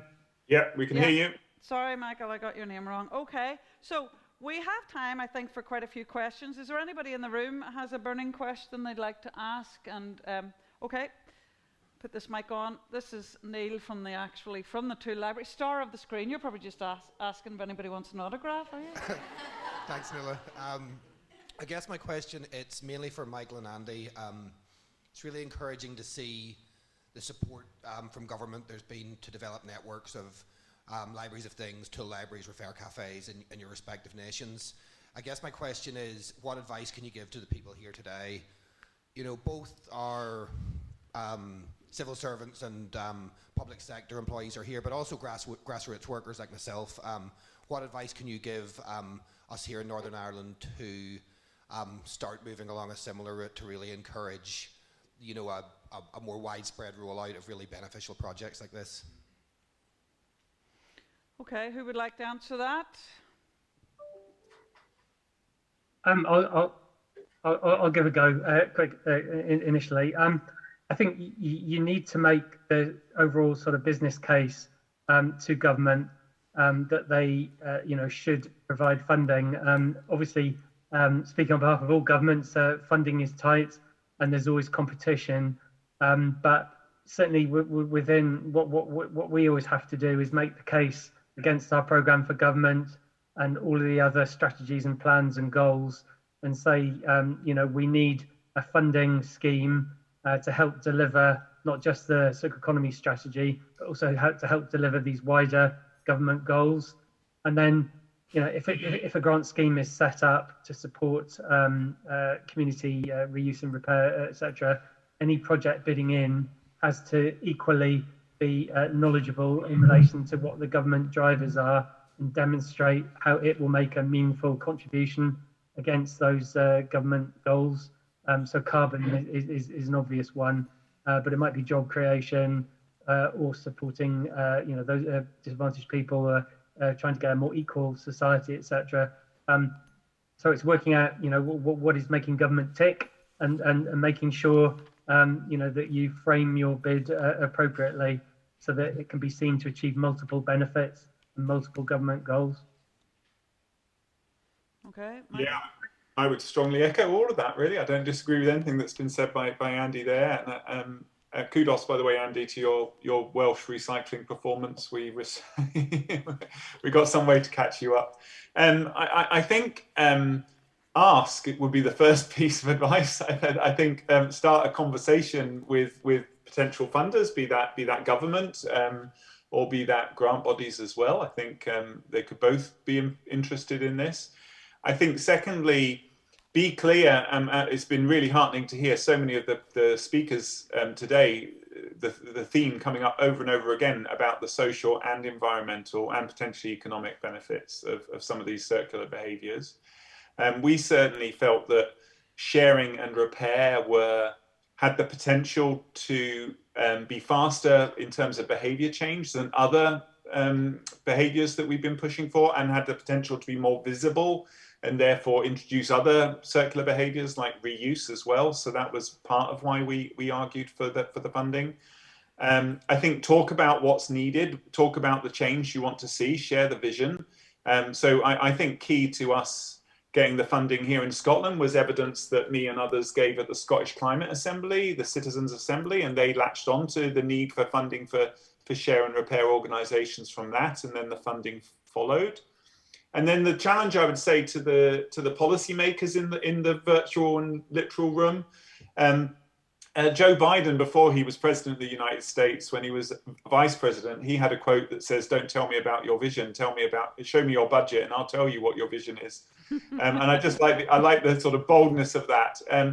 We need to align our spending to what change we want to see. And I would just say that, and I think this is across the UK, I would say that a lot of government policies are bottom up on the waste hierarchy. It's about a landfill ban, it's about incineration review, it's about recycling targets.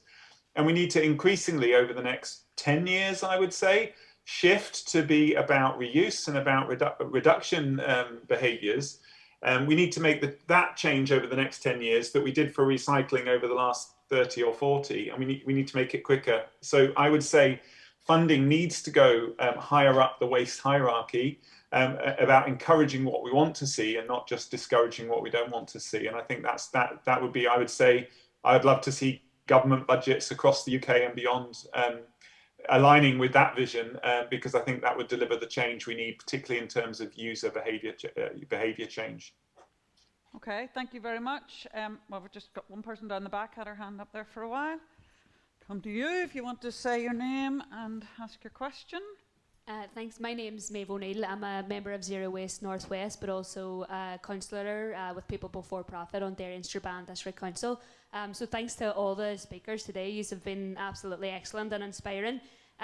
So my question probably is primarily towards Andy. around, the excellent work that the Welsh Government has done in transforming how yous are dealing with waste and recycling.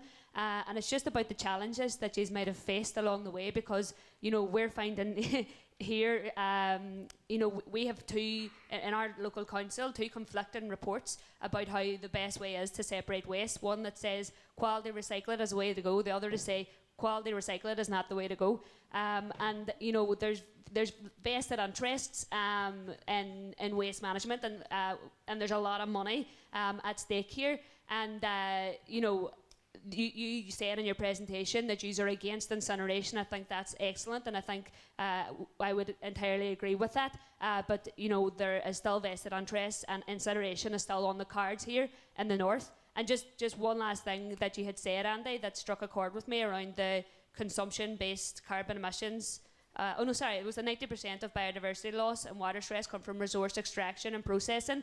And right here in the north, but across this island, our governments are opening our land to gold mining companies. And we have enough gold in this world to do this for for all our needs. And I think this fits on very much to the circular economy, because we do not need to be mining for gold anywhere, never mind here. And just about the government responsibility in saying no to those destructive extractive industries. So that's all from me. Okay, which of those questions do you want to? Well, Andy, there was a direct question about what do you do? Yeah, okay. I'll cover the separate collections side. Perhaps is probably the best to focus on. We published a collections blueprint in 2011.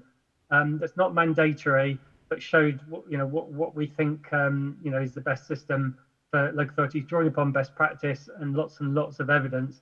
And that was to have a curbside sort system with the dry recyclables separated into 3 boxes and the food waste collected separately. We had to put together a lot of arguments and evidence and costings to show that actually that would be the cheapest way of doing it and achieving the best carbon outcomes. So I'm pleased to say that by probably 2 years' time, we'll have 16 out of our 22 local authorities doing curbside sort. 2 more authorities do collect separately, but they don't sort onto the vehicle. So we'll only have, I think it's four, if I get the numbers right, commingling authorities, and we're working on them, trying to persuade them to change. Forcing the change probably wouldn't be a good idea. It's trying to encourage them and give them the evidence and let them see what their neighbours are doing, and that curbside sort can be incredibly successful and deliver high quality recycling with less chance of it being exported abroad and causing problems elsewhere. So we've got a lot of support for that approach now. Just a few remaining doubters, let's say, to put it tactfully, that we will work with. Okay, does that answer your question? Yes, there's a lady here who would like to ask something, then we'll take a question online. I'm Joy.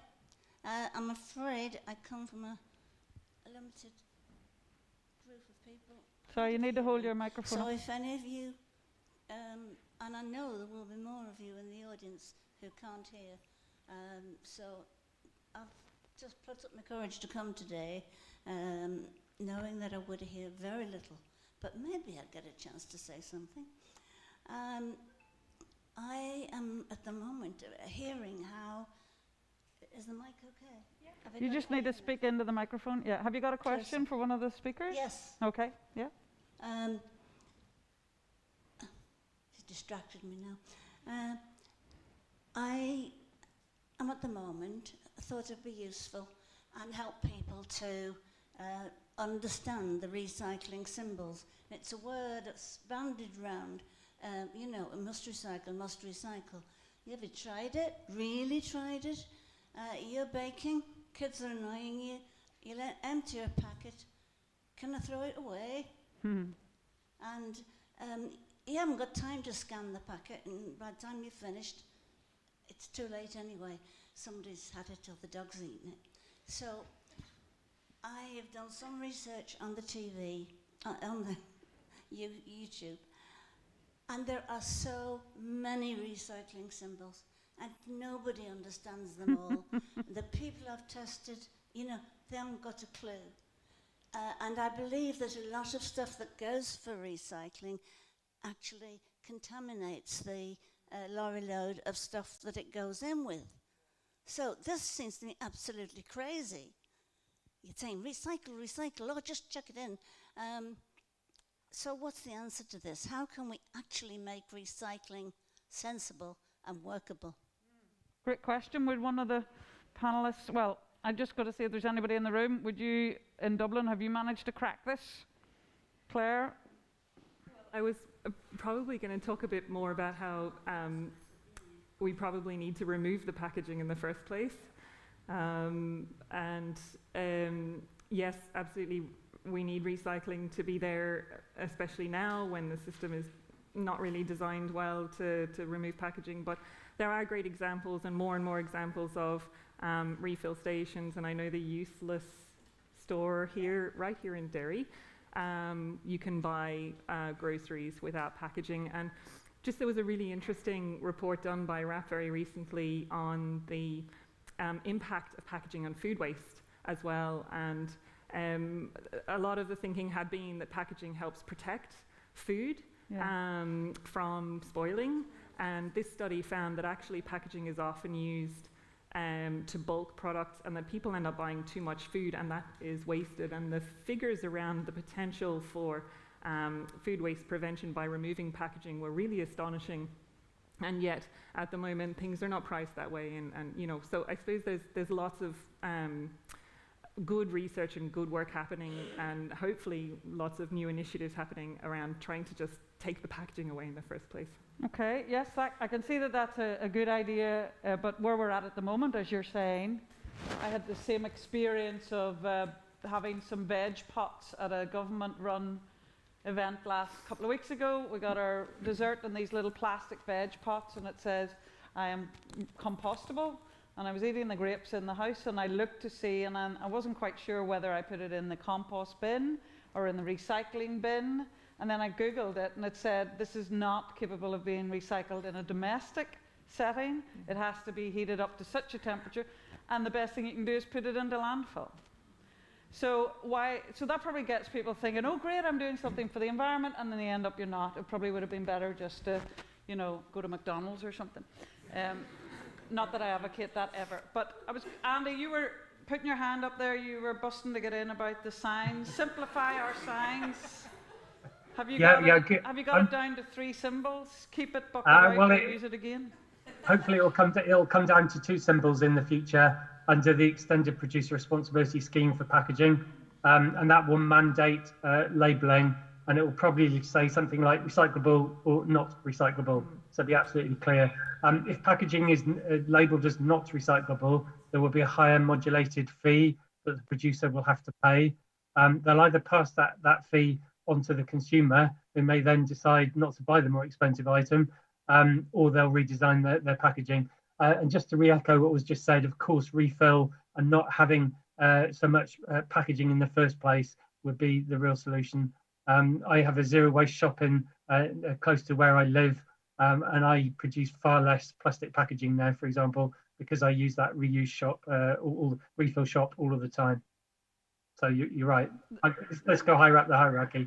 There is something to be said for annoying the public by giving them what looks like something recyclable, then it isn't, and people very quickly say it's too complicated.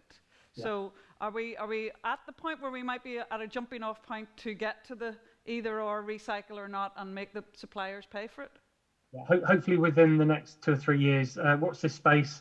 The next steps should be published shortly on that across the 4 UK nations.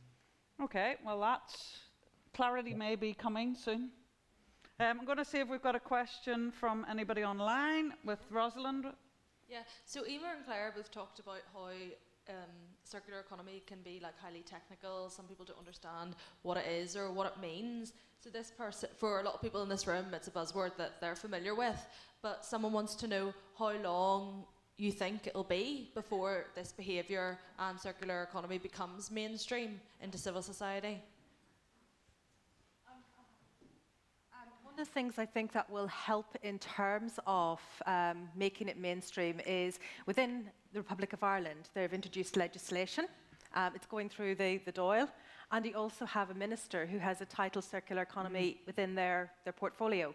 The same that's happened in Scotland. So what that does is then that creates the momentum, the focus, the direction in terms of people beginning to become that language becoming everyday, and therefore that will help filter down that information so that when I first joined.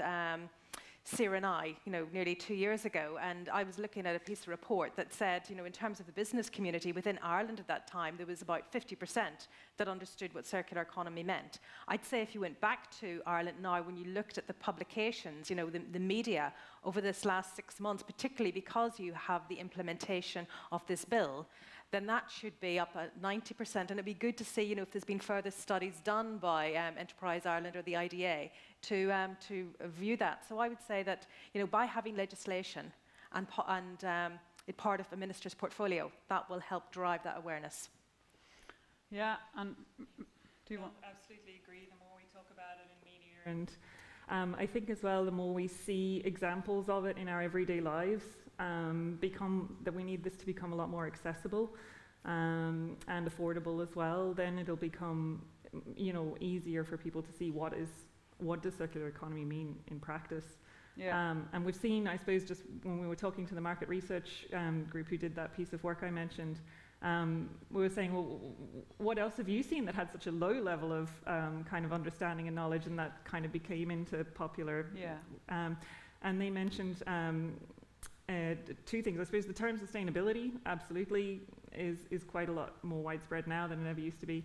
And the other one was one of the terms that was used in the economic crash that just has gone straight out of my head. But we became really familiar with these terms around the kind of packages that banks were, creating that we would never have talked about before. Subprime mortgages? Subprime, that's the phrase, thank you. I still don't know what it means, but I've heard it. But we know the term. Sure, during COVID, everybody became an expert. We were flinging the phrases. Exactly. We're all ramping up and flattening the curve. We were all experts, Okay. I think Michael. Sorry, Michael wants to come in there quickly. So a few things. One is we think about the circular economy as something that's new, and I would actually say it's something very old. Ultimately, the linear economy only began with the Industrial Revolution, where we started making products that didn't decompose. And some of the modern ideas like repair and share are actually ideas that our parents would have been far more familiar with than us, and our grandparents more so again. I do think the key, though, because the language we use around circular economy isn't that well understood, and I think the key is aim for the behaviours and clearly communicate the impact of those behaviours on the climate, because there is strong understanding of the need to savour the planet or to combat climate change. So we need to better articulate the link between circular economy behaviours and the climate. And I think there's a top-down responsibility in that, but also a bottom-up one. I think we should be talking to our MPs about these things to push the agenda forward, but also recognise that communication campaigns and making it easy and the signage at household waste recycling centres, and why are they recycling centres? Why are they not resources centres or reuse centres? The language and the signage and the communication of all those benefits will go a long way to getting people on board with the behaviours as well. Yes, good. And language is so important. I mean, maybe in Northern Ireland, the whole thing might be move quicker if we could talk about going orange as well as going green. I think going green sort of holds some people back in this part of the world. It's just culturally not acceptable. We are at the time where we were supposed to go for lunch, so unless there's one last burning question in the room, I'm happy to release everybody. Woody? Yes, one last question. Yes, absolutely. Sorry. What's your name? Keith. Keith, this is Keith. Hold that for me. Yes, sure. To what extent are we getting it wrong in the sense that the circular, to quote another president, is the economy stupid? To what extent are we leading this in the environment sector for the last 20 years? But, colleagues, I guess to the point is, colleagues within the economy in recovery, sections of central government, local government, they should actually be leading this, and we should be supporting them. That's my opinion. They should be the leads, and we should be supporting them, because there are so many beautiful examples out there on a daily basis of the circular economy in action. But it's led by the private sector. It's led by them seeing that they're doing the things that they need to do. So, are we getting it wrong?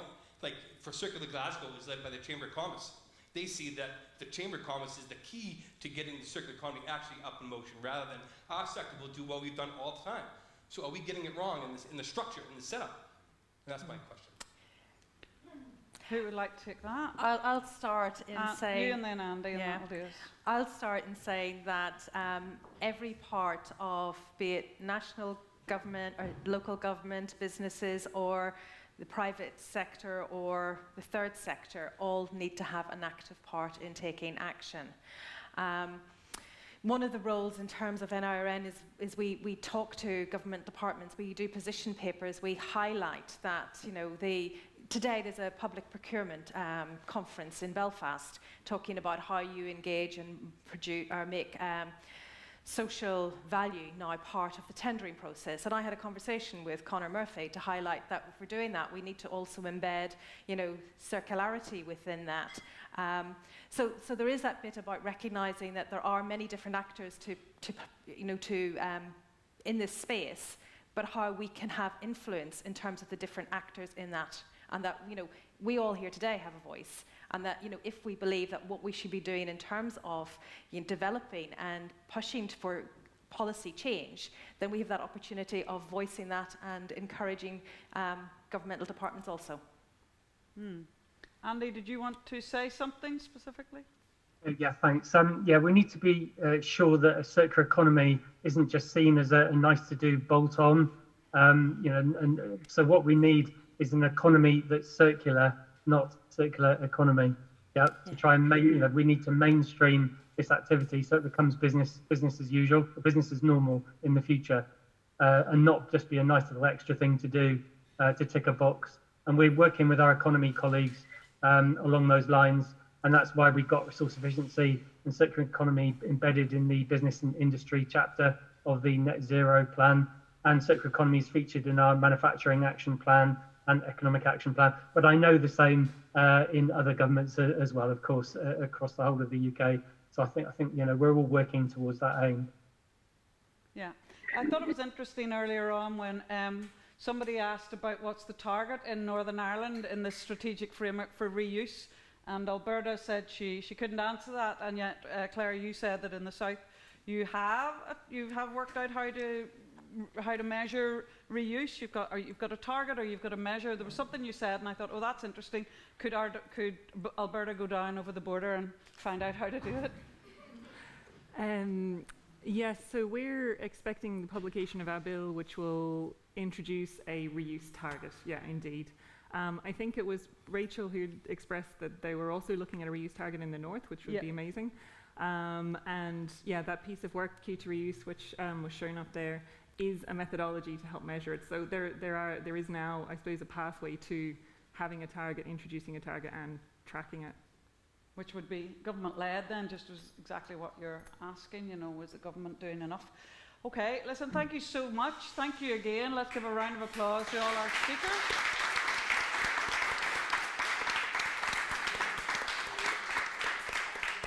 Thank you very much. And for us here in the room, just 1 wee second, we're going to have lunch now, which will run till 2:15, and then we're all going into breakout sessions. I hope everybody knows where they're going or what their breakout session is.